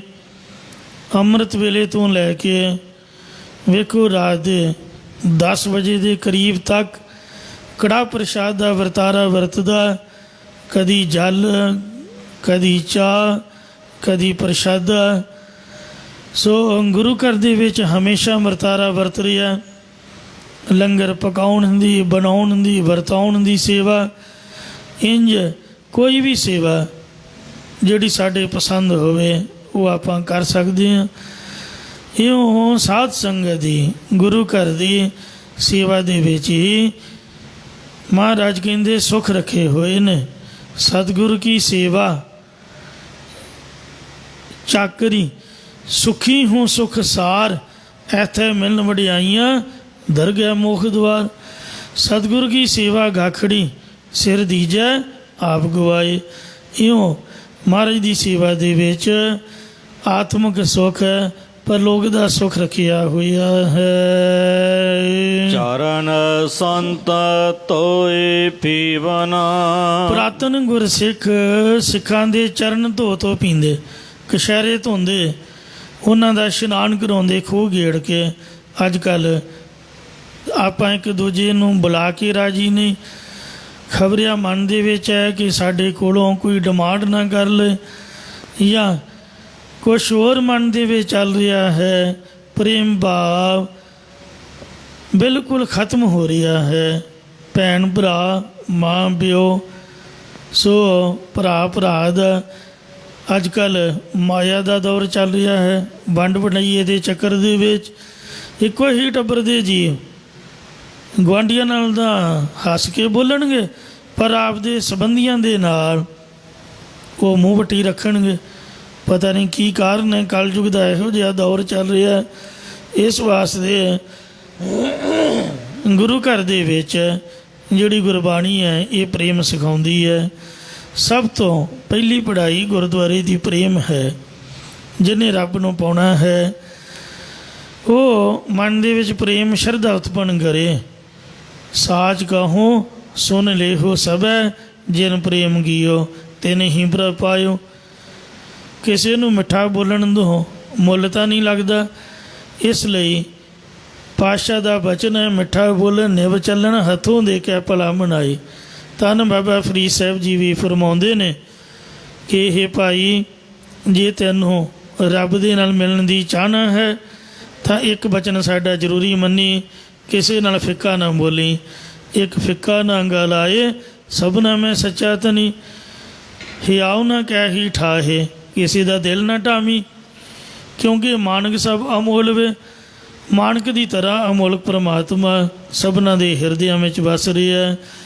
ਇਉਂ ਸੰਤਾਂ ਦੇ, ਮਹਾਤਮਾ ਜਨਾਂ ਦੇ ਚਰਨ ਧੋ ਕੇ ਪ੍ਰੇਮ ਦੇ ਨਾਲ ਪੀਣਾ ਕਰੀਏ। ਭਾਵ ਅਤਿਅੰਤ ਨਿਮਰਤਾਵਾਨ ਹੋ ਕੇ ਉਹਨਾਂ ਦੀ ਸੇਵਾ ਕਰੀਏ। ਇਹ ਕੋਈ ਜ਼ਰੂਰੀ ਨਹੀਂ ਵੀ ਪੈਰ ਧੋ ਕੇ ਹੀ ਪੀਣੇ ਨੇ। ਇੱਕ ਮੁਹਾਵਰਾ ਹੈ ਪੈਰ ਧੋ ਕੇ ਪੀਣ ਦਾ, ਕਿ ਨਿਮਰਤਾ ਦੇ ਵਿੱਚ ਪੇਸ਼ ਆਈਏ। ਸੰਤਾਂ ਦੇ ਚਰਨ ਸ਼ਰਧਾ ਰੂਪੀ ਪਾਣੀ ਨਾਲ ਧੋ ਕੇ ਪ੍ਰੇਮ ਦੇ ਬੁੱਕ ਭਰ ਕੇ ਪੀਣਾ ਕਰੀਏ। ਉਹਨਾਂ ਦੇ ਅੱਗੇ ਨਿਉਂ ਕੇ ਰਹਿਣਾ ਕਰੀਏ। ਹੈਰਾਨੀ ਦੀ ਗੱਲ ਹੈ ਕਿ ਅਸੀਂ ਆਪਦੇ ਸਰਕਾਰੀ ਕੰਮ ਕਰਾਉਣ ਵਾਸਤੇ ਜਿਹੜੇ ਉੱਥੇ ਚੌਂਕੀਦਾਰ ਹੁੰਦੇ ਨੇ ਉਹਨਾਂ ਦੇ ਗੋਡੇ ਘੁੱਟਦੇ ਆ, ਪੈਰਾਂ ਤੱਕ ਜਾਂਦੇ ਆ, ਉਹਨਾਂ ਦੇ ਤਰਲੇ ਮਾਰਦੇ ਆ, ਅਤੇ ਜੇਬਾਂ 'ਚੋਂ ਪੈਸੇ ਵੀ ਦੇਈਦੇ ਨੇ ਵੀ ਲਓ ਸਾਡਾ ਕੰਮ ਕਰਾ ਦਿਓ। ਕਿਉਂਕਿ ਜਿਹੜੇ ਅਫਸਰ ਲੋਕ ਨੇ, ਖਾਸ ਕਰਕੇ ਸਰਕਾਰੀ ਡਿਊਟੀ ਵਾਲੇ, ਉਹ ਸਿੱਧੇ ਤਾਂ ਰਿਸ਼ਵਤ ਲੈਂਦੇ ਨੇ। ਛੋਟਿਆਂ ਦੇ ਰਾਹੀਂ ਜਿਨ੍ਹਾਂ ਦੀ ਕੋਈ ਵੀ ਉੱਥੇ ਪਦਵੀ ਨਹੀਂ, ਕੋਈ ਅਹੁਦਾ ਨਹੀਂ, ਉਹਨਾਂ ਦੇ ਰਾਹੀਂ ਸਭ ਕੁਝ ਪ੍ਰਾਪਤ ਕਰਦੇ, ਏਜੰਟ ਛੱਡੇ ਹੁੰਦੇ ਨੇ। ਉਹਨਾਂ ਲੋਕਾਂ ਦੇ ਤਰਲੇ ਮਾਰੀ ਦੇ, ਮਗਰ ਫਿਰੀਦਾ ਵੀ ਆ ਪੈਸੇ ਵੀ ਲਓ ਜੀ, ਸਾਡੇ ਫੇਰੇ ਨਾ ਲੱਗਣ, ਕੰਮ ਕਰਾ ਦਿਓ। ਪਰ ਰੱਬ ਦੇ ਘਰ ਜਿੱਥੋਂ ਸਾਨੂੰ ਰੂਹ ਦੀ ਖੁਰਾਕ ਮਿਲਣੀ ਹੈ, ਸਾਡੀ ਆਤਮਾ ਦਾ ਭਲਾ ਹੋਣਾ, ਯਮਾਂ ਤੋਂ ਪਰਲੋਕ ਦੇ ਵਿੱਚ ਛੁਟਕਾਰਾ ਹੋਣਾ ਹੈ। ਸੰਤਾਂ ਸੰਗਤ ਪਾਈਐ, ਜਿਤ ਜਮ ਕੇ ਪੰਥ ਨਾ ਜਾਈਐ, ਤੋਸਾ ਹਰ ਕਾ ਨਾਮ ਲੈ, ਤੇਰੇ ਕੋਲੇ ਨਾ ਲੱਗੇ ਗਾਲ ਜੀਓ। ਉਹ ਸਤ ਸੰਗਤ ਅੱਗੇ ਆਪਾਂ ਅੱਖਾਂ ਦਿਖਾਉਂਦੇ ਆ, ਮਤਲਬ ਜਿਹਦੀ ਕਿਤੇ ਵੀ ਨਹੀਂ ਚੱਲਦੀ, ਉਹ ਸੰਗਤ 'ਚ ਆ ਕੇ ਲੜਾਈ ਪਾ ਲੈਂਦਾ। ਬਾਹਰ ਤਾਂ ਚੱਲੀ ਨਹੀਂ, ਤੋ ਲੜਨਾ ਤੇ ਗੁਰੂ ਘਰ ਆ ਕੇ ਸੰਗਤ ਦੇ ਨਾਲ ਲੜੋ, ਕਿਉਂਕਿ ਉਹਨਾਂ ਕਿਹੜਾ ਬੋਲਣਾ ਹੁੰਦਾ। ਇਸ ਵਾਸਤੇ ਸੋ ਇਹ ਕੰਮ ਬਹੁਤ ਜ਼ਿਆਦਾ ਗਲਤ ਹੈ। ਜਿਹੜੇ ਰੱਬ ਦੇ ਪਿਆਰ ਵਾਲੇ ਨੇ ਉਹ ਤਾਂ ਨਿਮਰਤਾਵਾਨ ਨੇ, ਪਰ ਸਾਨੂੰ ਘਾਟਾ ਪੈਂਦਾ ਹੈ। ਸੰਤ ਕੀ ਨਿੰਦਾ ਕਰੋ ਨਾ ਕੋਏ, ਜੋ ਨਿੰਦਾ ਤਿਸ ਕਾ ਪਤਨ ਹੋਏ। ਜਿਹੜੀ ਚੀਜ਼ ਅੱਖਾਂ ਨਾਲ ਵੇਖੀ ਹੋਈ ਨਹੀਂ ਉਹ ਨਿੰਦਿਆ ਹੀ ਤਾਂ ਹੈ। ਕਿਸੇ ਦੇ ਗਲਤ ਦੋਸ਼ ਲਾ ਕੇ ਉਹਨੂੰ ਗਲਤ ਸਾਬਤ ਕਰਕੇ ਤੇ ਉਹਦੇ ਨਾਲ ਝਗੜਾ ਪਾ ਕੇ ਬੈਠ ਜਾਣਾ। ਇਸ ਵਾਸਤੇ ਮਹਾਰਾਜ ਕਹਿੰਦੇ ਵੀ ਐਸਾ ਮਨ ਦਾ ਸੁਭਾਅ ਨਹੀਂ ਹੋਣਾ ਚਾਹੀਦਾ। ਸੁਖ ਨਾਨਕ ਸੰਤਨ ਕੀ ਸੇਵਾ। ਗੁਰਦੁਆਰੇ ਲੜਾਈ ਕਰਨ ਆਓ, ਮੱਥਾ ਲਾਉਣ ਨਾ ਆਓ, ਮੱਥਾ ਟੇਕਣ ਵਾਸਤੇ ਆਓ ਅਤੇ ਸੇਵਾ ਲਈ ਆਓ। ਚਰਨ ਸੰਤ ਧੋਏ ਪੀਵਨ, ਅਤੇ ਸੰਤਾਂ ਦੇ ਚਰਨਾਂ ਨੂੰ ਸ਼ਰਧਾ ਪ੍ਰੇਮ ਦੇ ਪਾਣੀ ਨਾਲ ਧੋ ਕੇ ਇਹਨੂੰ ਪੀਣਾ ਕਰੋ। ਮਾਰੂ ਮਹੱਲਾ ਪੰਜਵਾ। ਮਾਰੂ ਰਾਗ ਅੰਦਰ ਪੰਜਵੇਂ ਪਾਤਸ਼ਾਹ ਧੰਨ ਸ੍ਰੀ ਗੁਰੂ ਅਰਜਨ ਦੇਵ ਸਾਹਿਬ ਜੀ ਮਹਾਰਾਜ। ਘਰ ਅੱਠਵਾ। ਅੱਠਵੇਂ ਸੁਰ ਤਾਲ ਦੇ ਅੰਦਰ ਅੰਜੁਲੀਆਂ ਸਰਲੇਖ ਹੇਠ ਮਾਇਆ ਦਾ ਚਮਤਕਾਰ ਦਿਖਾਉਂਦੇ ਹੋਏ ਪਵਿੱਤਰ ਸ਼ਬਦ ਉਚਾਰਨ ਕਰ ਰਹੇ ਨੇ। ਅੰਜੁਲੀਆ, ਅੰਗ ਹੈ ਭਾਈ ਤੂੰ ਪਰਮੇਸ਼ਰ ਦੀ ਤਰਫ ਅੰਜੁਲੀਆ ਚੱਲਣਾ ਕਰ। ਜਿਵੇਂ ਸ਼ਰਧਾਂਜਲੀ ਦੇਈ ਦੀ ਹੈ, ਇੰਜ ਸਤਿਗੁਰੂ ਜੀ ਵਾਹਿਗੁਰੂ ਦੇ ਉਪਦੇਸ਼ ਵੈਰਾਗ ਰੂਪੀ ਅੰਜਲੀ ਦਿੰਦੇ ਨੇ, ਜਾਂ ਅੰਜਲੀ ਆ ਜਿਸ ਦੁਆਰਾ ਗਿਆਨ ਰੂਪੀ ਅੰਜਨ ਭਾਵ ਸੁਰਮਾ ਲਿਆ ਜਾਵੇ, ਐਸਾ ਵੈਰਾਗ ਉਤਪੰਨ ਹੋ ਸਕੇ, ਐਸੀਆਂ ਬੇਨਤੀਆਂ ਦਾ ਉਪਦੇਸ਼ ਕਥਨ ਕਰਦੇ ਨੇ। ਅੰਜਲੀ ਵਿੱਚ 8 ਬੰਦ ਨੇ ਅਤੇ ਹਰੇਕ ਬੰਦ ਦੀਆਂ ਪਹਿਲੀਆਂ 2 ਤੁਕਾਂ ਛੋਟੀਆਂ ਅਤੇ ਤੀਜੀ ਤੁਕ ਲੰਬੀ ਹੈ। ਇਹਨਾਂ ਸ਼ਬਦਾਂ ਵਿੱਚ ਰਹਾਉ ਦਾ ਪਾਲਣ ਨਹੀਂ ਕੀਤਾ ਗਿਆ। ਇਸ ਵਿੱਚ ਜ਼ਿਆਦਾਤਰ ਸੰਸਾਰ ਦੀ ਨਾਸ਼ਮਾਨਤਾ ਦਾ ਵਰਣਨ ਕੀਤਾ ਗਿਆ ਹੈ। ਅੱਗੇ 16 ਚੱਲਣ ਵਾਲੇ ਨੇ, ਬਸ 1 ਜਾਂ 2 ਅੰਗ ਤੋਂ ਬਾਅਦ 16 ਚੱਲ ਪੈਣਗੇ। ਇਸ ਲਈ ਇਹ ਅੰਜਲੀਆਂ ਸ਼ਬਦ ਦੀ ਚਾਲ ਵੀ 16 ਦੇ ਨਾਲ ਮਿਲਦੀ ਜੁਲਦੀ ਹੈ। ਆਓ 16 ਦੀ ਚਾਲ ਵਾਲੀਆਂ ਅੰਜਲੀਆਂ ਬੜੇ ਪਿਆਰ ਨਾਲ ਸਰਵਣ ਕਰੋ। ਏਕੋ ਓੰਕਾਰ। ਵਾਹਿਗੁਰੂ ਇੱਕ ਹੈ, ਅਦੁੱਤੀ ਪਰਮੇਸ਼ਰ ਓੰਕਾਰ, ਜੋ ਸਰਬ ਦਾ ਪ੍ਰਕਾਸ਼ਕ ਹੈ। ਸਤਿਗੁਰ ਪ੍ਰਸਾਦ। ਜੋ ਸਤਿਗੁਰਾਂ ਦੀ ਕਿਰਪਾ ਦੁਆਰਾ ਪ੍ਰਾਪਤ ਹੁੰਦਾ ਹੈ। ਜਿਸ ਗ੍ਰਹਿ ਪਹੁੰਤਾ ਤਿਸ ਗ੍ਰਹਿ ਚਿੰਤਾ। ਇਹ ਭਾਈ ਮਾਇਆ ਦਾ ਐਸਾ ਪ੍ਰਭਾਵ ਚਮਤਕਾਰ ਹੈ ਕਿ ਜਿਸ ਦੇ ਘਰ ਦੇ ਵਿੱਚ ਮਾਇਆ ਦੇ ਬੇਅੰਤ ਭੰਡਾਰੇ ਨੇ, ਉਸੇ ਦੇ ਹਿਰਦੇ ਰੂਪ ਘਰ ਦੇ ਵਿੱਚ ਸਦਾ ਚਿੰਤਾ ਬਣੀ ਰਹਿੰਦੀ ਹੈ ਕਿ ਕਿਤੇ ਧਨ ਚੋਰੀ ਨਾ ਹੋ ਜਾਏ, ਜਾਂ ਅੱਗ ਆਦਿਕ ਨਾਲ ਕਿਤੇ ਸਾੜੀ ਨਾ ਜਾਏ। ਬਹੁਤੀ ਦੂਰ ਤਾਂ ਕੀ ਜਾਣਾ, ਪਹਿਲਾਂ ਤਾਂ ਡਰਮ ਖਾਲੀ ਦੀ ਚਿੰਤਾ, ਅਤੇ ਜੇ ਕਣਕ ਦਾ ਭਰ ਗਿਆ ਅਤੇ ਵਿੱਚ ਕੀੜੇ ਕਾਢੇ ਲੱਗ ਜਾਣਗੇ, ਦਵਾਈ ਪਾਓ, ਜਾਂ ਕੀੜੇ ਲੱਗ ਗਏ, ਇਹਨਾਂ ਨੂੰ ਸਾਂਭਣਾ ਕਿਵੇਂ ਹੈ। ਤੋ ਇੰਜ ਚਿੰਤਾ ਹਮੇਸ਼ਾ ਬੰਦੇ ਦੇ ਨਾਲ ਰਹਿੰਦੀ ਹੈ, ਬਣੀ ਰਹਿੰਦੀ ਹੈ। ਜਿਸ ਗ੍ਰਹਿ ਥੋਰੀ ਸੋ ਫਿਰੈ ਪਰਮੰਤਾ। ਜਿਸ ਦੇ ਘਰ ਵਿੱਚ ਮਾਇਆ ਥੋੜੀ ਹੈ, ਉਹ ਮਾਇਆ ਦੀ ਪ੍ਰਾਪਤੀ ਵਾਸਤੇ ਦੇਸ਼ ਛੋੜ ਪਰਦੇਸੈ ਤਾਇਆ, ਆਪਣਾ ਦੇਸ਼ ਛੱਡ ਕੇ ਬਾਹਰਲੇ ਦੇਸ਼ਾਂ ਦੇ ਵਿੱਚ ਭਰਮ ਦਾ ਫਿਰਦਾ ਰਹਿੰਦਾ ਹੈ। ਦੋਹ ਅਵਸਥਾ ਤੇ ਜੋ ਮੁਕਤਾ ਇਹਨਾਂ ਦੋਹਾਂ ਹਾਲਾਤਾਂ ਤੋਂ ਜਿਹੜਾ ਛੁੱਟਿਆ ਹੋਇਆ ਹੈ ਕੋਈ ਸੋਹਿਲਾ ਭਾਲੀਐ ਉਹੀ ਸੁਖੀ ਲੱਭੀਦਾ, ਸੁਖੀ ਦੇਖੀਦਾ ਹੈ।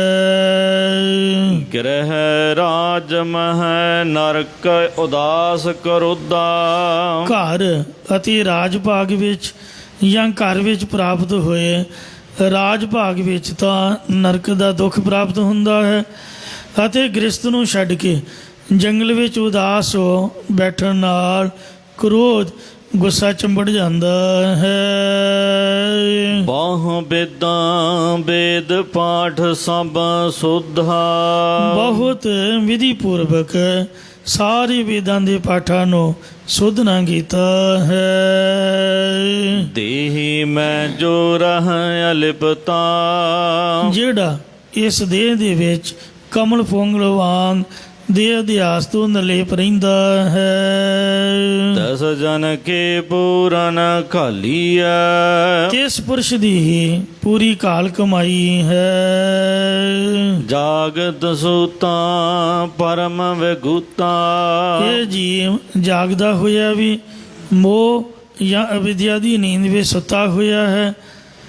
ਅੱਖਾਂ ਖੁੱਲੀਆਂ ਨੇ, ਦਿਮਾਗ ਸੁੱਤਾ ਪਿਆ ਹੈ, ਰੱਬ ਵਾਲੇ ਪਾਸੇ ਕੰਮ ਨਹੀਂ ਕਰ ਰਿਹਾ। ਬਿਨ ਗੁਰ ਮੁਕਤ ਨ ਹੋਈਐ ਮੀਤਾ ਅਤੇ ਹਰ ਸਮੇਂ ਭਰਮ ਕਰਕੇ ਵਿਗੁਤਾ ਖਰਾਬ ਹੁੰਦਾ ਹੈ। ਇਹ ਮੇਰੇ ਮਿੱਤਰਾ, ਗੁਰੂ ਦੀ ਪ੍ਰਾਪਤੀ ਜਾਂ ਗੁਰੂ ਦੀ ਕਿਰਪਾ ਤੋਂ ਬਿਨਾਂ ਮੁਕਤੀ ਨੂੰ ਪ੍ਰਾਪਤ ਨਹੀਂ ਹੋਈਦਾ। ਸਾਧ ਸੰਗ ਟੁੱਟੈ ਹਉ ਬੰਧਨ ਸ੍ਰੇਸ਼ਟ ਮਹਾਤਮਾ ਜਨਾਂ ਦੀ ਸੰਗਤ ਦੁਆਰਾ ਹੀ ਹਉਮੈ ਦੇ ਜੰਜਾਲ ਟੁੱਟਦੇ ਹਨ। ਏਕੋ ਏਕ ਨਿਹਾਲੀਐ ਅਤੇ ਇੱਕੋ ਇੱਕ ਪਰਮੇਸ਼ਰ ਨੂੰ ਵੇਖ ਲਈਦਾ ਹੈ।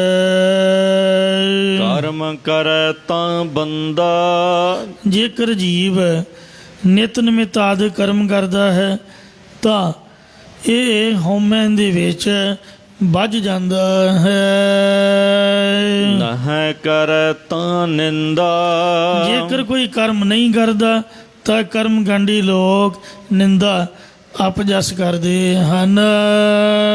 ਮੋਹ ਮਗਨ ਮੋਹ ਮਗਨ ਮਨ ਵਿਆਪੇ ਅਚਿੰਦਾ ਜੇਕਰ ਜੀਵ ਕਰਮ ਕਰਦਾ ਹੈ ਤਾਂ ਮੋਹ ਦੇ ਵਿੱਚ ਮਸਤ ਹੋ ਜਾਂਦਾ ਹੈ ਅਤੇ ਜੇਕਰ ਕਰਮ ਦਾ ਫਲ ਨਾ ਮਿਲਿਆ ਤਾਂ ਉਸ ਦਾ ਮਨ ਚਿੰਤਾ ਦੇ ਵਿੱਚ ਲੱਗ ਜਾਂਦਾ ਹੈ।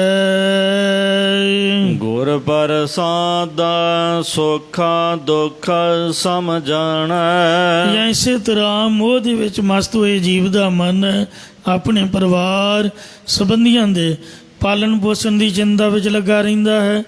ਸਤਿਗੁਰੂ ਜੀ ਦੀ ਕਿਰਪਾ ਦੁਆਰਾ ਜੋ ਪ੍ਰਾਲਬਧ ਅਨੁਸਾਰ ਸੁੱਖ ਅਤੇ ਦੁੱਖ ਨੂੰ ਸਮਾਨ ਬਿਰਤੀ ਕਰਕੇ ਜਾਣਦਾ ਹੈ। ਘਟ ਘਟ ਰਾਮ ਹਿਆਲੀਐ ਉਹ ਘਟਾਂ ਘਟਾਂ ਵਿੱਚ ਅਤੇ ਹਿਰਦੇ ਅੰਦਰ ਰਾਮ ਪਰਮੇਸ਼ਰ ਨੂੰ ਹੀ ਵਿਆਪਕ ਜਾਣਦਾ ਹੈ।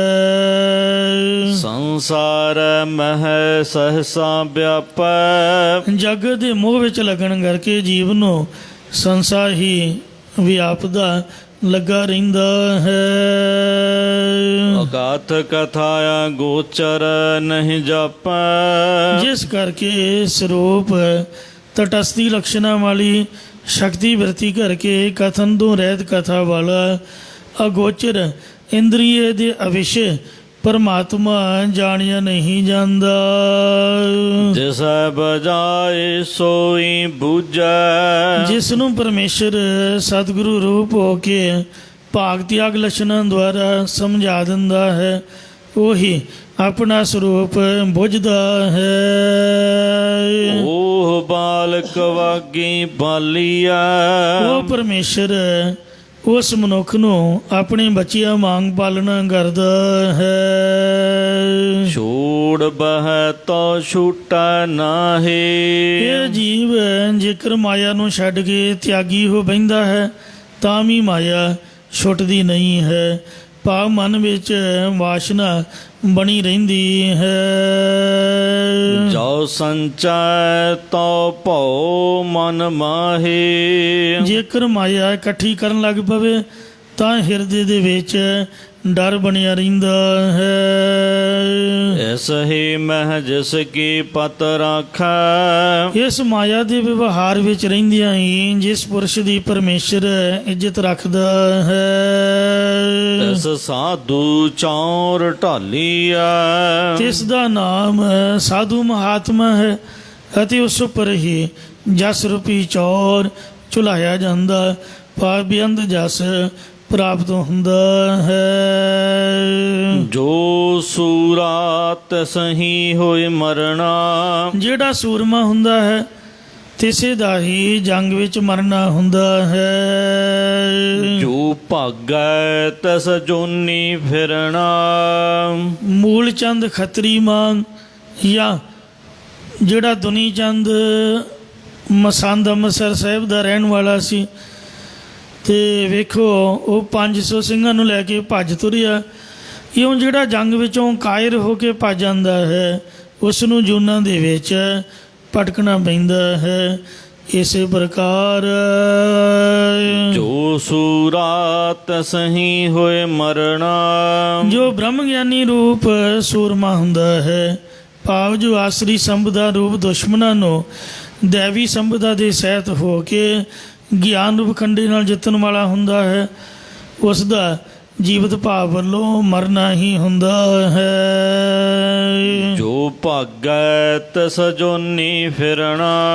ਜਿਹੜਾ ਪੁਰਖ ਜੀਵਤ ਭਾਵ ਵਿੱਚ ਮਰਨ ਤੋਂ ਭੱਜ ਜਾਵੇ ਉਸ ਦਾ ਜੂਨਾਂ ਵਿੱਚ ਭਰਮਣਾ ਹੀ ਹੁੰਦਾ ਹੈ। ਭਾਵ ਉਹ ਮੁਕਤ ਨਹੀਂ ਹੋ ਸਕਦਾ। ਜੋ ਵਰਤਾਏ ਸੋਈ ਭਲ ਮਾਨੈ। ਪਰਮੇਸ਼ਰ ਜੋ ਵੀ ਦੁੱਖ ਸੁੱਖ ਵਰਤਾਉਂਦਾ ਹੈ ਉਹੀ ਚੰਗਾ ਕਰਕੇ ਮੰਨਣਾ ਕਰੇ।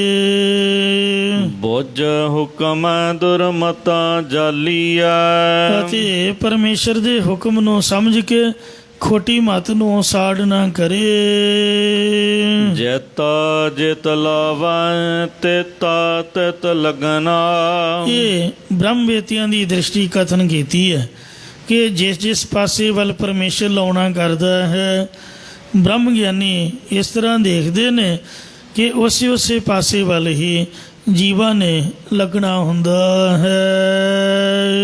ਕਰ ਕਰ ਵੇਖੈ ਆਪਣੇ ਜਚਨਾ।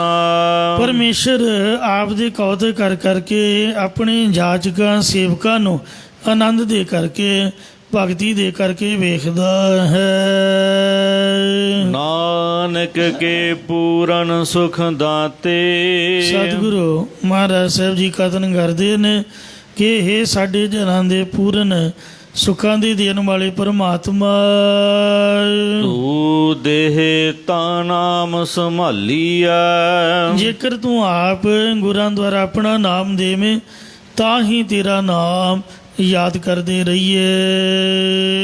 ਮਾਰੂ ਮਹੱਲਾ ਪੰਜਵਾ। ਪੰਜਵੇਂ ਪਾਤਸ਼ਾਹ ਧੰਨ ਸਤਿਗੁਰੂ ਅਰਜਨ ਦੇਵ ਸਾਹਿਬ ਜੀ ਵੈਰਾਗਮਈ ਉਪਦੇਸ਼ ਮਾਰੂ ਰਾਗ ਵਿੱਚ ਕਥਨ ਕਰ ਰਹੇ ਹਨ। ਬਿਰਖਾ ਹੇਠ ਸਭ ਜੰਤ ਇਕੱਠੇ। ਜਿਵੇਂ ਰਾਤਰੀ ਦੇ ਸਮੇਂ ਰੁੱਖ ਦੇ ਹੇਠਾਂ ਸਾਰੇ ਜੀਵ ਇਕੱਤਰ ਹੋ ਜਾਂਦੇ ਹਨ, ਭਾਵ ਸੂਰਜ ਡੁੱਬ ਜਾਣ ਤੋਂ ਅਨੇਕਾਂ ਪੰਛੀ ਕਿਸੇ ਦਰਖਤ ਉੱਪਰ ਆ ਕੇ ਨਿਵਾਸ ਕਰਦੇ ਨੇ। ਆਪ ਜੀ ਨੇ ਖਿਆਲ ਕਰਨਾ, ਜਦੋਂ ਸਾਡੇ ਗ੍ਰੰਥੀ ਭਾਈ ਜਸਵੰਤ ਸਿੰਘ ਜੀ ਰਹਿਰਾ ਸਾਹਿਬ ਜੀ ਦਾ ਪਾਠ ਕਰਦੇ ਹੁੰਦੇ ਨੇ ਅਤੇ ਹੁਕਮਨਾਮਾ ਸਾਹਿਬ ਲੈਂਦੇ ਨੇ, ਇੱਥੇ ਸਰੋਵਰ ਦੇ ਕਿਨਾਰੇ ਦੇ ਖਜੂਰਾਂ ਦੇ ਬੇਅੰਤ ਹਜ਼ਾਰਾਂ ਹੀ ਚਿੜੀਆਂ ਚੁੱਪਚਾਪ ਪਾਠ ਸੁਣਦੀਆਂ ਨੇ। ਜਦ ਉਹਨਾਂ ਨੂੰ ਪਤਾ ਲੱਗਾ ਵੀ ਹੁਕਮਨਾਮਾ ਹੋ ਗਿਆ ਅਤੇ ਰਾਗੀ ਸਿੰਘ ਆਰਤੀ ਸ਼ੁਰੂ ਕਰਦੇ ਨੇ। ਲੰਗਰ ਵੀ ਆਰਤੀ ਜੀ ਖੁੱਲ੍ਹਦਾ, ਮਤਲਬ ਰਾਤ ਦਾ ਚੜ੍ਹਾਅ ਚੜ੍ਹ ਗਿਆ, ਰਾਤ ਦਾ ਪ੍ਰਸ਼ਾਦਾ ਸੰਗਤ ਲਈ ਪ੍ਰਾਰੰਭ ਹੋ ਜਾਂਦਾ ਅਤੇ ਪੰਛੀ ਪਹਿਲਾਂ ਹੀ ਖਾ ਪਕਾ ਕੇ ਦਰਖਤਾਂ 'ਤੇ ਬੈਠੇ ਹੁੰਦੇ। ਉਹਨਾਂ ਚੰਗਾ ਰਾਗ ਰੰਗ ਕਰਨਾ, ਆਰਤੀ ਦੇ ਵਿੱਚ ਚੰਗਾ ਰੌਲਾ ਪਾਉਣਾ, ਰੌਲਾ ਪਾ ਕੇ ਥੱਕ ਕੇ ਫਿਰ ਉਹ ਸੌਂ ਜਾਂਦੇ ਨੇ। ਆਹ ਡੰਗਰ ਪਸ਼ੂ ਤੁਸੀਂ ਵੇਖੋ, ਇਹਨਾਂ ਦਾ ਵੀ ਇਹ ਗੁਣ ਹੈ। ਮਤਲਬ ਡਾਕਟਰਾਂ ਦੀ ਸਲਾਹ ਮੁਤਾਬਕ ਇਨਸਾਨ ਨੂੰ ਵੀ ਮਨੁੱਖ ਨੂੰ ਵੀ ਸੂਰਜ ਡੁੱਬਣ ਤੋਂ ਪਹਿਲਾਂ ਰਾਤ ਦੀ ਰੋਟੀ ਖਾ ਲੈਣੀ ਚਾਹੀਦੀ, ਅਤੇ ਬਾਅਦ ਦੇ ਵਿੱਚ ਕਿਉਂਕਿ ਮੁੜ ਕੇ ਨੀਂਦਰ ਆ ਕੇ ਘੇਰ ਲੈਂਦੀ ਆ, ਖਾਂਦਿਆਂ ਸਾਰੀ ਸੌਣ ਤੋਂ ਪੇਟ ਦੀ ਖਰਾਬੀ ਕਾਰਨ ਬਿਮਾਰੀਆਂ ਆ ਕੇ ਘੇਰ ਲੈਂਦੀਆਂ। ਕਦੇ ਪੰਛੀ ਵੇਖ ਲਓ, ਕਦੇ ਡੰਗਰ ਵੇਖ ਲਓ, ਸੂਰਜ ਡੁੱਬਣ ਤੋਂ ਬਾਅਦ ਉਹ ਕਦੀ ਖੁਰਲੀ 'ਚ ਮੂੰਹ ਨਹੀਂ ਮਾਰੂਗਾ, ਪੰਛੀ ਕਦੀ ਚੋਗਾ ਨਹੀਂ ਚੁਗੂਗਾ। ਹਨੇਰਾ ਹੁੰਦਿਆਂ ਸਾਰੀ ਉਹ ਆਪਦੇ ਆਸਣ 'ਤੇ ਬੈਠ ਜਾਂਦੇ ਨੇ। ਕੋਈ ਗਾਂ ਹੈ, ਕੋਈ ਮੱਝ ਹੈ, ਕੋਈ ਕਾਂ ਹੈ, ਕੋਈ ਤੋਤਾ, ਆਪੋ ਆਪਣੇ ਟਿਕਾਣੇ 'ਤੇ ਟਿਕ ਜਾਣਗੇ। ਬੈਠੇ ਗਾਲੀ ਤਾਂ ਕਰਦੇ ਰਹਿਣਗੇ ਪਰ ਖੁਰਲੀ 'ਚ ਮੂੰਹ ਨਹੀਂ ਮਾਰਨਗੇ। ਅਤੇ ਸਾਥੋਂ 4 ਘੰਟੇ ਪਹਿਲਾਂ ਹੀ ਅੰਮ੍ਰਿਤ ਵੇਲੇ 2:30-3 ਵਜੇ ਉੱਠ ਕੇ ਖਲੋ ਜਾਣਗੇ, ਕਿਉਂਕਿ ਦਿਨ ਚੜ੍ਹੇ ਤੱਕ 6 ਵਜੇ ਤਾਂ ਸੰਗਤਾਂ ਨੇ ਚਾਹ ਪੀਣੀ ਹੈ, 4 ਵਜੇ ਤਿਆਰ ਹੋ ਜਾਂਦੀ, ਤਾਂ ਉਨੇ ਚਿਰ ਤੱਕ ਦੁੱਧ ਲੰਗਰ 'ਚ ਪਹੁੰਚ ਜਾਂਦਾ। ਇਹ ਡੰਗਰਾਂ ਵੱਛਿਆਂ ਦੀ ਸਾਧ ਸੰਗਤ ਜੀ ਬਹੁਲਤ ਹੈ ਇਨਸਾਨ ਦੇ ਨਾਲੋਂ। ਮਹਾਰਾਜ ਨੇ ਇਹਨਾਂ ਦੀ ਸਲੋਤਾ ਕੀਤੀ ਹੈ। ਕਹਿੰਦੇ ਪਸ਼ੂ ਮਿਲੇ ਚੰਗਿਆਈਆਂ, ਖੜ ਖਾਵੇ ਅੰਮ੍ਰਿਤ ਦੇ, ਨਾਮ ਹੀ ਹੁਣੇ ਆਦਮੀ ਤ੍ਰਿਗ ਜੀਵਨ ਕਰਮ ਕਰੇ। ਡੰਗਰ ਪਸ਼ੂ ਰਾਤ ਦੇ ਹਨੇਰੇ 'ਚ ਕਦੀ ਮੂੰਹ ਨਹੀਂ ਮਾਰੂਗਾ, ਕਦੀ ਖਾਊਗਾ ਨਹੀਂ। ਪੰਛੀ ਜਿਹੜਾ ਹੈ ਉਹ ਕਦੀ ਚੋਗਾ ਨਹੀਂ ਚੁਗੂਗਾ। ਸੋ ਇਸ ਤਰ੍ਹਾਂ ਫਰੀਦ ਸਾਹਿਬ ਨੇ ਪੰਛੀਆਂ ਦੀ ਸਲੋਤਾ ਕੀਤੀ ਹੈ। ਫਰੀਦਾ ਹੋਂ ਬਲਿਹਾਰੀ ਤਿੰਨ ਪੰਖੀਆਂ, ਜੰਗਲ ਜਿੰਨਾ ਵਾਸ, ਕੱਕਰ ਚੁਗਣ ਥਲ ਵਸਨ, ਰੱਬ ਨਾ ਛੋਡਣ ਬਾਸ। ਇੱਕ ਮਨੁੱਖੀ ਐਸਾ ਹੈ ਜਿਹੜਾ ਦਿਨੇ ਵੀ ਖਾਂਦਾ ਰਹਿੰਦਾ, ਸਾਰੀ ਰਾਤ ਵੀ, ਜਦੋਂ ਮਿਲ ਜੇ ਬਸ ਦਗੜਦੀ ਮਗੜਦੀ, ਕੁਝ ਨਹੀਂ ਵੇਖਣਾ ਵੀ ਸੌਣ ਦਾ ਟਾਈਮ ਹੈ, ਉੱਠਣ ਦਾ ਟਾਈਮ ਹੈ, ਹੁਣ ਨਹਾਉਣ ਦਾ ਟਾਈਮ ਹੈ ਜਾਂ ਇਸ਼ਨਾਨ ਕਰਨ ਦਾ ਟਾਈਮ ਹੈ। ਤੋ ਇਸ ਤਰ੍ਹਾਂ ਇੱਕ ਗੁਣ ਹੈ। ਵੈਸੇ ਇਹ ਜਿਹੜਾ ਸ਼ਬਦ ਹੈ ਇਹ ਵੈਰਾਗਮਈ ਪ੍ਰਕਰਨ ਦਾ ਹੈ। ਮੈਂ ਆਪਦੇ ਪ੍ਰਕਰਨ ਤੋਂ ਪਾਸੇ ਗਿਆ ਹਾਂ, ਮਾਫੀ ਦੇਣੀ। ਪਾਤਸ਼ਾਹ ਜੀ ਫਰਮਾਉਂਦੇ ਨੇ ਕਿ ਰਾਤ ਦੇ ਸਮੇਂ ਰੁੱਖ ਦੇ ਹੇਠਾਂ ਸਾਰੇ ਜੀਵ ਇਕੱਤਰ ਹੋ ਜਾਂਦੇ ਹਨ। ਭਾਵ ਸੂਰਜ ਡੁੱਬਣ ਜਾਣ ਤੋਂ ਅਨੇਕਾਂ ਪੰਛੀ ਕਿਸੇ ਬਿਰਖ 'ਤੇ ਆ ਕੇ ਨਿਵਾਸ ਕਰਦੇ ਨੇ।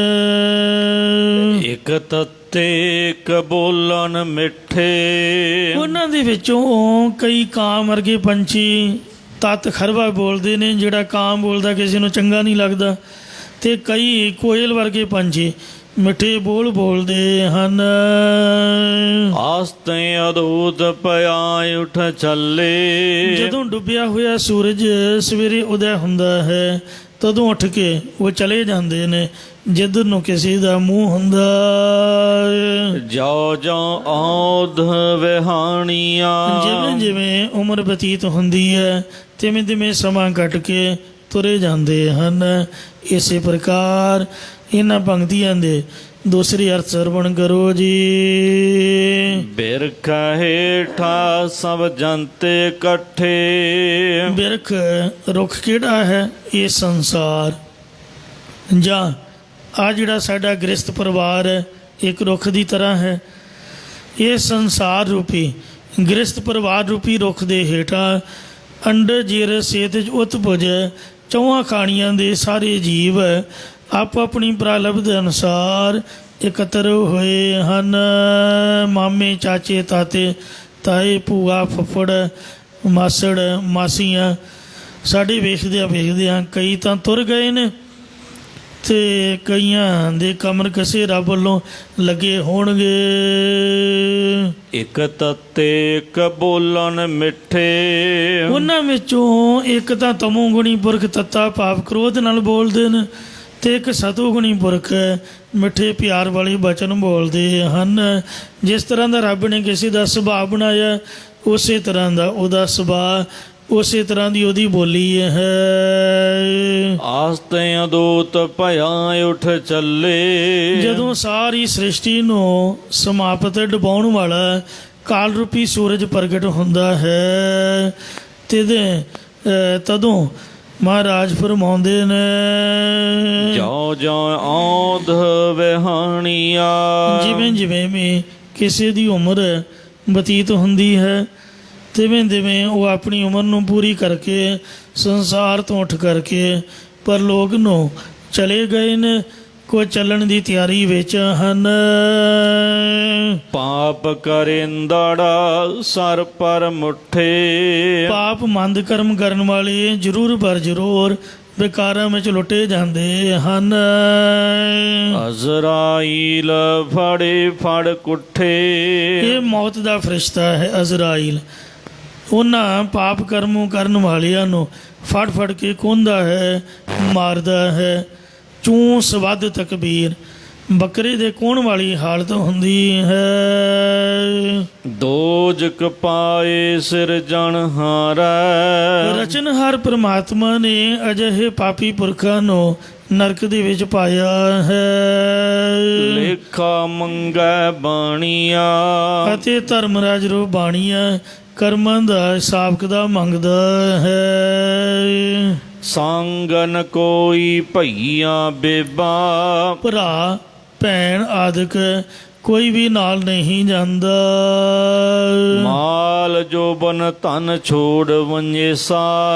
ਹਾਥੀ ਘੋੜੇ ਮੱਝਾਂ ਗਾਵਾਂ ਆਦਿਕ ਜਵਾਨੀ ਰੋਕੜੀ ਆਦਿਕ ਇੱਥੇ ਹੀ ਛੱਡ ਕੇ ਜੀਵ ਪਰਲੋਕ ਨੂੰ ਚਲਿਆ ਜਾਂਦਾ ਹੈ।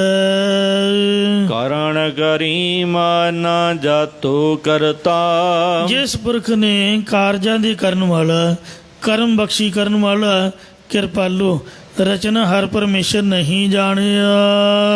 ਤਿਲ ਪੀੜੇ ਜਾਂ ਕਹਾਣੀਆਂ। ਉਹਨੂੰ ਇਉਂ ਨਰਕਾਂ 'ਚ ਪੀੜਿਆ ਜਾਂਦਾ ਜਿਵੇਂ ਕਹਾਣੀ ਵਿੱਚ ਤਿਲ ਪੀੜੇ ਜਾਂਦੇ ਨੇ। ਫਰੀਦਾ ਵੇਖ ਕਪਾਹ ਹੈ ਜੇ ਥੀਆ, ਜੇ ਸਿਰ ਥੀਆ ਤਿਲਾਹ। ਕਮਾਦਾ ਰਕਾਗਦਾ ਕੁੰਨੇ ਕੋਈ ਲਿਆਹ। ਮੰਦੇ ਅਮਲ ਕਰੇਂਦਿਆਂ ਇਹ ਸਜਾਏ ਤਨਾਹ। ਖੁਸ਼ ਖੁਸ਼ ਲੈਂਦਾ ਵਸਤ ਪਰਾਈ। ਹੇ ਜੀਵ, ਤੂੰ ਬੇਗਾਨੀ ਚੀਜ਼ ਨੂੰ, ਬੇਗਾਨੇ ਪਦਾਰਥ ਨੂੰ ਖੁਸ਼ ਖੁਸ਼ ਨਹੀਂ ਕਹਿਣਾ। ਉਹਦੇ ਖੁਸ਼ੀ ਹੋ ਗਈ। ਖੁਸ਼ ਖੋ ਕੇ ਜਾਂ ਆਪਣੀ ਖੁਸ਼ੀ ਵਾਸਤੇ ਖੁਸ਼ ਖੋ ਕੇ ਇਕੱਠੇ ਕਰ ਲੈਂਦਾ ਹੈ। ਵੇਖੈ ਸੁਣੇ ਤੇਰਾ ਨਾਲ ਖੁਦਾਈ। ਪਰ ਉਹ ਖੁਦਾ ਪਰਮੇਸ਼ਰ ਤੇਰੇ ਨਾਲ ਹੀ ਵੱਸਦਾ, ਜੋ ਤੇਰੇ ਸਭ ਗੁਪਤ ਕੰਮਾਂ ਨੂੰ ਵੇਖਦਾ ਤੇ ਤੇਰੀਆਂ ਸਭ ਗੁਪਤ ਗੱਲਾਂ ਨੂੰ ਸੁਣਦਾ ਹੈ। ਦੁਨੀਆ ਲੱਭ ਪਿਆ ਖਾਤੇ ਅੰਦਰ। ਹੇ ਭਾਈ, ਤੂੰ ਮਾਇਆ ਦੇ ਲਾਲਚ ਰੂਪ ਟੋਏ ਦੇ ਵਿੱਚ ਪਿਆ ਹੋਇਆ ਹੈ, ਜਾਂ ਦੁਨੀਆ ਦੇ ਲਾਲਚ ਕਰਕੇ ਸੰਸਾਰ ਰੂਪ ਜਾਂ ਔਗਣਾ ਰੂਪ ਟੋਏ ਵਿੱਚ ਪਿਆ ਹੋਇਆ ਹੈ। ਅਗਲੀ ਗੱਲ ਨਾ ਜਾਣੀਆ। ਅੱਗੇ ਪਰਲੋਕ ਵਾਲੀ ਗੱਲ ਤੂੰ ਜਾਣੀਓ ਹੀ ਨਹੀਂ ਹੈ। ਜਮ ਜਮ ਮਰੈ ਫਿਰ ਜੰਮੈ। ਇਹ ਜੀਵ ਵਾਸ਼ਨਾ ਦੇ ਜੰਮਣ ਕਰਕੇ ਜੰਮਦਾ ਤੇ ਮਰ ਜਾਂਦਾ ਹੈ, ਅਤੇ ਮਰ ਕੇ ਮੁੜ ਕੇ ਫਿਰ ਦੁਬਾਰਾ ਜੰਮ ਪੈਂਦਾ ਹੈ। ਵਾਸ਼ਨਾ ਬੱਧਾ ਆਵੇ ਜਾਵੇ। ਬਹੁਤ ਸਜਾਏ ਪਿਆ ਦੇਸ ਲੰਮੈ। ਇੰਜ ਜੀਵ ਨੂੰ ਬੇਅੰਤ ਸਜ਼ਾ ਮਿਲਦੀ ਹੈ ਅਤੇ 84 ਦੇ ਗੇਟ ਰੋਪ ਲੰਮੇ ਦੇਸ਼ ਵਿੱਚ ਪੈ ਜਾਂਦਾ ਹੈ। ਜਿਨ ਕੀਤਾ ਤਿਸੈ ਨਾ ਜਾਣੀ ਅੰਦਾ। ਸੋ ਜਿਸ ਪਰਮੇਸ਼ਰ ਨੇ ਤੈਨੂੰ ਪੈਦਾ ਕੀਤਾ ਹੈ, ਉਹਨੂੰ ਤੋਂ ਹੇ ਅੰਨਿਆ ਅਗਿਆਨ ਕਰਕੇ ਜਾਣਦਾ ਨਹੀਂ ਹੈ। ਤਾਂ ਦੁੱਖ ਸਹਿ ਪ੍ਰਾਣੀਆ। ਹੇ ਪ੍ਰਾਣਧਾਰੀ ਜੀਵ, ਤਾਂ ਹੀ ਤਾਂ ਤੈਨੂੰ ਜੰਮਣ ਮਰਨ ਦਾ ਦੁੱਖ ਸਹਾਰਨਾ ਪੈਂਦਾ। ਆਪਣੀਆਂ ਕਰਤੂਤਾਂ ਕਰਕੇ ਹੀ ਤੂੰ ਦੁਖੀ ਹੁੰਦਾ ਹੈ।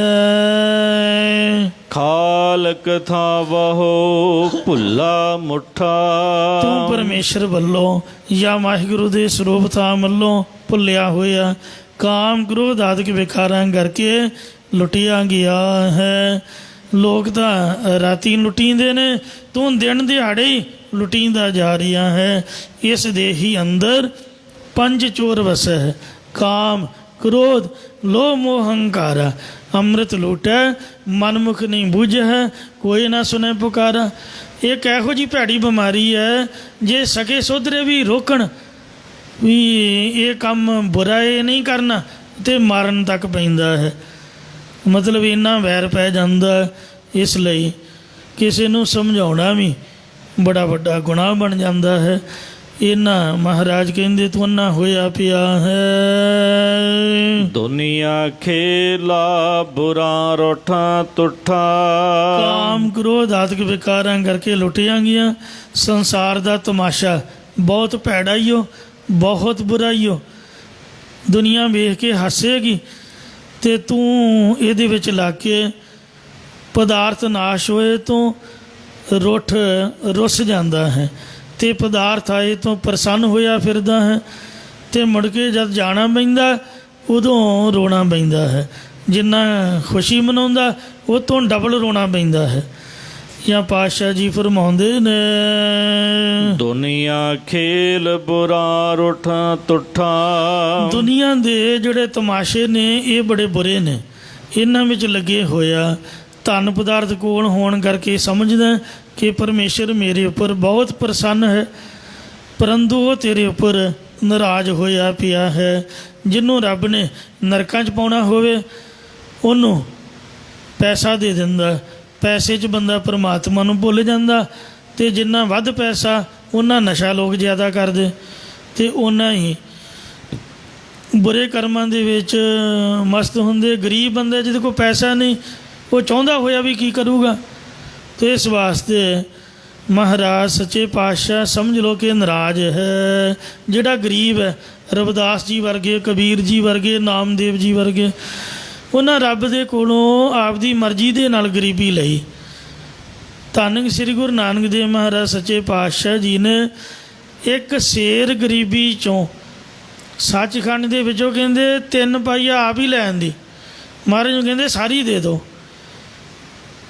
ਜਦੋਂ ਪਹਿਲੇ ਅਵਤਾਰ ਆਏ ਕੋਈ ਸ਼ਕਤੀ, ਅਤੇ ਮਹਾਰਾਜ ਨੂੰ ਕਹਿੰਦੇ ਵੀ ਤੁਹਾਨੂੰ ਕੀ ਚਾਹੀਦਾ? ਕਹਿੰਦੇ ਗਰੀਬੀ ਦੇ ਦਿਓ। ਕਿੰਨੀ ਚਾਹੀਦੀ? ਕਹਿੰਦੇ ਜਿੰਨੀ ਹੈਗੀ ਓਨੀ ਦੇ ਦਿਓ। ਕਹਿੰਦੇ ਤੁਹਾਡੇ ਤੋਂ ਬਾਅਦ ਜੇ ਕਿਸੇ ਭਗਤ ਨੇ ਮੰਗ ਲਈ ਫਿਰ ਇਉਂ ਕਰੋ, 1 ਪਾਈਆ ਛੱਡ ਜਾਓ ਅਤੇ 3 ਪਾਈਆ ਲੈ ਜਾਓ। ਭਾਈ ਗੁਰਦਾਸ ਸਾਹਿਬ ਜੀ ਨੇ ਲਿਖਿਆ, 9 ਨਿਧ ਨਾਮ ਗਰੀਬੀ ਪਾਈ। ਗਰੀਬੀ ਦੇ ਵਿੱਚ ਹੀ 9 ਪ੍ਰਕਾਰ ਦੇ ਖਜ਼ਾਨੇ ਲੁਕੇ ਹੋਏ ਨੇ। ਜਿਹੜਾ ਆਪਦੇ ਆਪ ਨੂੰ ਅਮੀਰ ਸਮਝਦਾ, ਸਮਝ ਲਓ ਕਿ ਉਹ ਨਿਗਰਦਾ ਜਾ ਰਿਹਾ ਹੈ। ਇਉਂ ਧੰਨ ਸ੍ਰੀ ਗੁਰੂ ਨਾਨਕ ਦੇਵ ਸੱਚੇ ਪਾਤਸ਼ਾਹ ਜੀ ਵੇਖੋ ਵੈਰਾਗਮਈ ਅਵਸਥਾ ਦੇ ਵਿੱਚ ਵਿਚਰੇ। ਉਹਨਾਂ ਦੀ ਕਿਰਪਾ ਦੇ ਨਾਲ ਹੀ ਅੱਜ ਸਾਡੇ ਕੋਲ ਸਭ ਕੁਝ ਬਖਸ਼ਿਆ ਹੋਇਆ ਹੈ। ਇਉਂ ਪਰਮਾਤਮਾ ਜਿਹੜਾ ਮਾਇਆਧਾਰੀ ਅਮੀਰ ਬੰਦਾ ਉਹਦੇ 'ਤੇ ਸਮਝ ਲਓ ਨਾਰਾਜ਼ ਹੈ, ਅਤੇ ਜਿਹੜਾ ਗਰੀਬ ਹੈ ਸਮਝ ਲਓ ਕਿ ਉਹਦੇ 'ਤੇ ਪ੍ਰਸੰਨ ਹੈ। ਦੁੱਖ ਦਾਰੂ ਸੁੱਖ ਰੋਗ ਪਿਆ, ਦੁਖੀ ਬੰਦਾ ਹੀ ਅਰਦਾਸ ਕਰਨ ਜਾਊਗਾ। ਸੈਦਕ ਸਬੂਰੀ ਸੰਤਨ ਮਿਲਿਓ, ਤੈਨੂੰ ਸਿਦਕ ਭਰੋਸੇ ਸੰਤੋਖ ਵਾਲਾ ਕੋਈ ਸੰਤ ਨਹੀਂ ਮਿਲਿਆ ਹੋਣਾ। ਅੱਜ ਕੱਲ੍ਹ ਦੇ ਸੰਤ ਲਾਲਚੀ ਨੇ, ਅਤੇ ਕਿੰਨੀ ਦੇਰੀ ਤਨਖਾਹ ਹੈ, ਮੁੰਡਾ ਬਾਹਰ ਗਿਆ ਕਿ ਨਹੀਂ ਗਿਆ, ਕਿੰਨੀਆਂ ਗੱਡੀਆਂ ਪਾਈਆਂ ਨੇ। ਉਹ ਭਲਿਆ ਮਾਨਸਾ ਤੂੰ ਇਹ ਪੁੱਛ ਵੀ ਅੰਮ੍ਰਿਤ ਛਕਿਆ ਹੀ ਹੋ?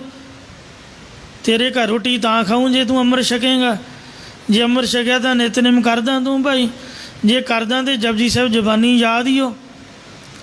ਤੂੰ ਇਹ ਪੁੱਛ ਵੀ ਰਹਿਤ ਰੱਖਦਾ ਤਿਆਰ ਪਰ ਤਿਆਰ, ਨਸ਼ਾ ਪਤਾ ਤਾਂ ਨਹੀਂ ਵਰਤਦਾ।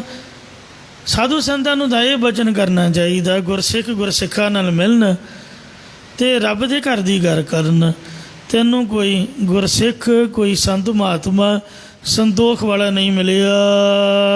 ਵਰਤੈ ਆਪਣ ਪਾਣੀਆ, ਇਸ ਲਈ ਗੁਰੂ ਜਿਨ੍ਹਾਂ ਦੇ ਅੰਧਲੇ ਅਤੇ ਸਿੱਖ ਵੀ ਅੰਧੇ ਕਰਮ ਕਰੇਣ, ਉਹ ਆਪਦੇ ਭਾਣੀ ਮਰਜ਼ੀ ਅਨੁਸਾਰ ਵਿਚਰਦੇ ਨੇ।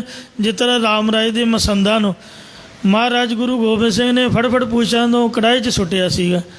ਵੇਖਣ ਵਾਲੇ ਕਹਿੰਦੇ ਮਹਾਰਾਜ ਤੁਸੀਂ ਆਪਦੇ ਸਿੱਖਾਂ ਨੂੰ ਹੀ ਸਾੜ ਰਹੇ ਹੋ।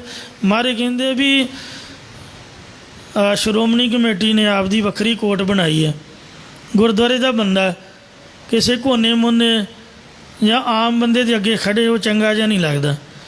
ਗੁਰਦੁਆਰੇ ਦੀ ਸਜ਼ਾ ਗੁਰਦੁਆਰੇ 'ਚ ਹੀ ਭੁਗਤਣੀ ਚਾਹੀਦੀ ਹੈ। ਇਸ ਲਈ ਮਹਾਰਾਜ ਕਹਿੰਦੇ ਵੀ ਇਹਨਾਂ ਨੂੰ ਨਰਕਾਂ ਨੂੰ ਕਿਉਂ ਤੋਰਨਾ? ਐਵੇਂ ਵਿਚਾਰੇ ਸਾਡੇ ਬੰਦੇ ਹੀ ਨੇ, ਸੇਵਾ ਤਾਂ ਕੀਤੀ ਹੋਈ ਆ। ਧਰਮ ਰਾਜੇ ਕੋਲ ਕੀ ਲੈ ਕੇ ਜਾਣਾ। ਵੇਖਣ ਵਾਲੇ ਸਮਝਦੇ ਵੀ ਗੁਰੂ ਸਾਹਿਬ ਬੁਰਾ ਕਰ ਰਹੇ ਨੇ, ਪਰ ਨਹੀਂ। ਮਾਰੇ ਕਹਿੰਦੇ ਇਹਨਾਂ ਦੇ ਪਾਪ ਸਾੜੇ ਨੇ, ਬੰਦਾ ਨਹੀਂ ਸਾੜਿਆ। ਰੂਹ ਤਾਂ ਕਦੀ ਮਰਦੀ ਨਹੀਂ। ਇਹਨਾਂ ਨੂੰ ਮੈਂ ਸੱਚੇ ਸੁੱਚੇ ਕਰਕੇ ਹੁਣ ਆਪਦੇ ਘਰ ਦਾ ਅਧਿਕਾਰੀ ਬਣਾਊਂਗਾ। ਕਲਗੀਧਰ ਮਹਾਰਾਜ ਐਸੇ ਕੌਤਕੀ ਸਨ। ਤੋ ਇਸ ਤਰ੍ਹਾਂ ਅੰਨੇ ਗੁਰੂ ਦੇ ਸਿੱਖ ਵੀ ਆਪਦੀ ਮਰਜ਼ੀ ਅਨੁਸਾਰ ਵਿਚਰਦੇ ਨੇ। ਜਿਹੜਾ ਪੂਰਾ ਗੁਰੂ ਹੈ ਉਹੀ ਸਿੱਖਾਂ ਦੇ ਉੱਪਰ ਕਿਰਪਾ ਕਰਦਾ ਹੈ। ਮੌਲਾ ਖੇਲ ਕਰੇ ਸਭ ਆਪੇ। ਪਰਮੇਸ਼ਰ ਆਪ ਹੀ ਸਾਰੇ ਉੱਤਮ ਮੱਧਮ ਕਨਿਸ਼ਟ ਆਦਿਕ ਜਗਤ ਦੇ ਤਮਾਸ਼ੇ ਨੂੰ ਰਚਦਾ ਹੈ। ਇੱਕ ਕੰਡੇ ਇੱਕ ਲਹਿਰ ਵਿਆਪੇ। ਇੱਕ ਨਾ ਨੂੰ ਕਾਮ ਕ੍ਰੋਧ ਆਦਿਕ ਦੀ ਲਹਿਰ ਵਿਆਪਦੀ ਹੈ, ਤੇ ਇੱਕ ਨਾ ਨੂੰ ਗੁਰਮੁਖ ਜਨਾਂ ਨੂੰ ਇਹ ਤਮਾਸ਼ੇ ਵਿੱਚੋਂ ਕੱਢ ਕੇ ਮੁਕਤੀ ਰੂਪ ਕਿਨਾਰੇ 'ਤੇ ਪਹੁੰਚਾ ਦਿੰਦਾ ਹੈ। ਇਹ ਉਹਦਾ ਆਪ ਦਾ ਹੀ ਕੌਤਕ ਹੈ। ਇੱਥੇ ਕੋਈ ਹੰਕਾਰ ਨਹੀਂ ਹੈ ਕਿਸੇ ਦਾ ਕਿ ਅਸੀਂ ਚੰਗੇ ਹਾਂ ਜਾਂ ਦੂਜੇ ਮਾੜੇ ਨੇ। ਕੀ ਤਾਂ ਮਾੜਿਆਂ ਨੂੰ ਮਹਾਰਾਜ ਪਹਿਲਾਂ ਹੀ ਬੰਨੇ ਲਾ ਦੇਵੇ।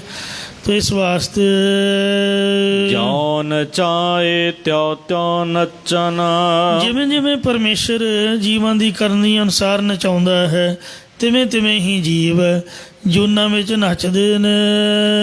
ਸਿਰ ਸਿਰ ਕਿਰਤ ਵਿਹਾਣੀਆ। ਹਰ ਕੀਤੇ ਕਰਮਾਂ ਦੀ ਗਤੀ ਸਿਰ ਬਸਿਰ ਭਾਵ ਸਾਰਿਆਂ ਦੇ ਉੱਪਰ ਬਤੀਤ ਹੋ ਰਹੀ ਹੈ। ਮਿਹਰ ਕਰੇ ਤਾਂ ਖਸਮ ਤੇ ਆਈ। ਉਚਾਰਨ ਕਰੋ ਸਤਨਾਮ ਸ੍ਰੀ ਵਾਹਿਗੁਰੂ। ਜੇਕਰ ਪਰਮੇਸ਼ਰ ਆਪ ਸਤਿਗੁਰੂ ਰੂਪ ਹੋ ਕੇ ਮਿਹਰ ਕਿਰਪਾ ਦ੍ਰਿਸ਼ਟੀ ਕਰੇ ਤਾਂ ਹੀ ਖਸਮ ਮਾਲਕ ਵਾਹਿਗੁਰੂ ਦਾ ਨਾਮ ਧਿਆਇਆ ਜਾ ਸਕਦਾ, ਅਰਾਧਿਆ ਜਾ ਸਕਦਾ ਹੈ। ਸੰਤਾ ਸੰਗਤ ਨਰਕ ਨ ਪਾਈ। ਹੋਰ ਭਾਵੇਂ ਕੁਛ ਮਿਲੇ ਜਾਂ ਨਾ ਮਿਲੇ, ਪਰ ਇੱਕ ਗੱਲ ਜ਼ਰੂਰ ਜੇ, ਇੱਕ ਵਾਰੀ ਫਿਰ ਉੱਚੀ ਬੋਲੋ, ਉਚਾਰਨ ਕਰੋ ਸਤਨਾਮ ਸ੍ਰੀ ਵਾਹਿਗੁਰੂ। ਸੰਤਾਂ ਦੀ ਸੰਗਤ ਕਰਨ ਵਾਲਾ ਕਦੀ ਨਰਕਾਂ 'ਚ ਨਹੀਂ ਜੇ ਪੈਂਦਾ। ਮਾੜਾ ਮੋਟਾ ਕਿਤੇ ਬਾਈਪਾਸ ਹੋ ਗਿਆ, ਰਾਹ ਰੂ ਭੁੱਲ ਗਿਆ, ਭਟਕ ਗਿਆ ਸੰਗਤ ਦੇ ਵਿੱਚੋਂ, ਤੇ ਪਰ ਮਹਾਰਾਜ ਫਿਰ ਮੌਕਾ ਦਿੰਦਾ ਹੈ। ਇਉਂ ਸੰਤ ਜਨਾਂ ਦੀ ਸੰਗਤ ਕਰਕੇ ਨਰਕ ਵਿੱਚ ਨਹੀਂ ਪਾਏ ਜਾਈਦਾ। ਅੰਮ੍ਰਿਤ ਨਾਮ ਦਾਨ ਨਾਨਕ ਕੋ। ਸੰਤਾਂ ਸੰਗਤ ਪਾਈਐ ਜਿਤ ਜਮ ਕੇ ਪੰਥ ਨਾ ਜਾਈਐ। ਤੋਸਾ ਹਰ ਕਾ ਨਾਮ ਲੈ ਤੇਰੇ ਕੋਲੇ ਨਾ ਲਾਗੇ ਗਾਲ ਜੀਓ। ਇਸ ਲਈ ਪਾਤਸ਼ਾਹ ਜੀ ਫਰਮਾਉਂਦੇ ਨੇ, ਅੰਮ੍ਰਿਤ ਨਾਮ ਦਾਨ ਨਾਨਕ ਕੋ। ਕਿ ਹੇ ਪਰਮਾਤਮਾ ਮੈਨੂੰ ਦਾਸ ਨੂੰ ਆਪਣੇ ਨਾਮ ਦਾ ਦਾਨ ਬਖਸ਼ੋ ਜੀ। ਜਾਚਕ ਜਨ ਜਾਚੈ ਪ੍ਰਭ ਦਾਨ, ਕਰ ਕਿਰਪਾ ਦੇਵੋ ਹਰ ਨਾਮ। ਗੁਣ ਗੀਤਾ ਨਿਤ ਵਖਾਣੀਆ। ਜਿਸ ਕਰਕੇ ਮੈਂ ਨਿਤਾ ਪ੍ਰਤੀ ਤੇਰੇ ਗੁਣਾਂ ਨੂੰ ਗੀਤਾ ਜਸ ਰੂਪ ਵਿੱਚੋਂ ਕਥਨ ਕਰਦਾ ਰਹਾਂ। ਤੇਰੀ ਬਾਣੀ ਹਮੇਸ਼ਾ ਹੀ ਪੜ੍ਹਦਾ ਰਹਾਂ, ਤੇਰੀ ਕਥਾ ਤੇਰਾ ਕੀਰਤਨ ਹਮੇਸ਼ਾ ਹੀ ਕਰਦਾ ਰਹਾਂ ਜੀ। ਹੋਰ ਆਪ ਦਾ ਦਿੱਤਾ ਸਾਡੇ ਘਰ ਵਿੱਚ ਸਭ ਕੁਛ, ਇੱਕ ਗੁਣ ਗਾਉਣ ਦੀ ਦਾਤ ਬਖਸ਼ ਦਿਓ ਜੀ। ਵਿਸਰ ਨਹੀਂ ਦਾਤਾਰ ਆਪਣਾ ਨਾਮ ਦੇਹੋ। ਗੁਣ ਗਾਵਾਂ ਦਿਨ ਰਾਤ ਨਾਨਕ ਚਾਹੋ ਇਹੋ। ਇੱਥੇ ਸਾਧ ਸੰਗਤ ਜੀਓ ਅੰਜਲੀ ਸ਼ਬਦ ਸੰਪੂਰਨ ਹੋਇਆ ਹੈ। 2 ਸ਼ਬਦ ਸਨ ਤੇ ਅੱਗੇ 16 ਪ੍ਰਾਰੰਭ ਹੋਣਗੇ। ਭੁੱਲਾਂ ਚੁੱਕਾ ਖਿਮਾ ਕਰੋ ਜੀ। ਅੱਗੇ ਤੋਂ ਸਮਤ ਬਖਸ਼ੋ।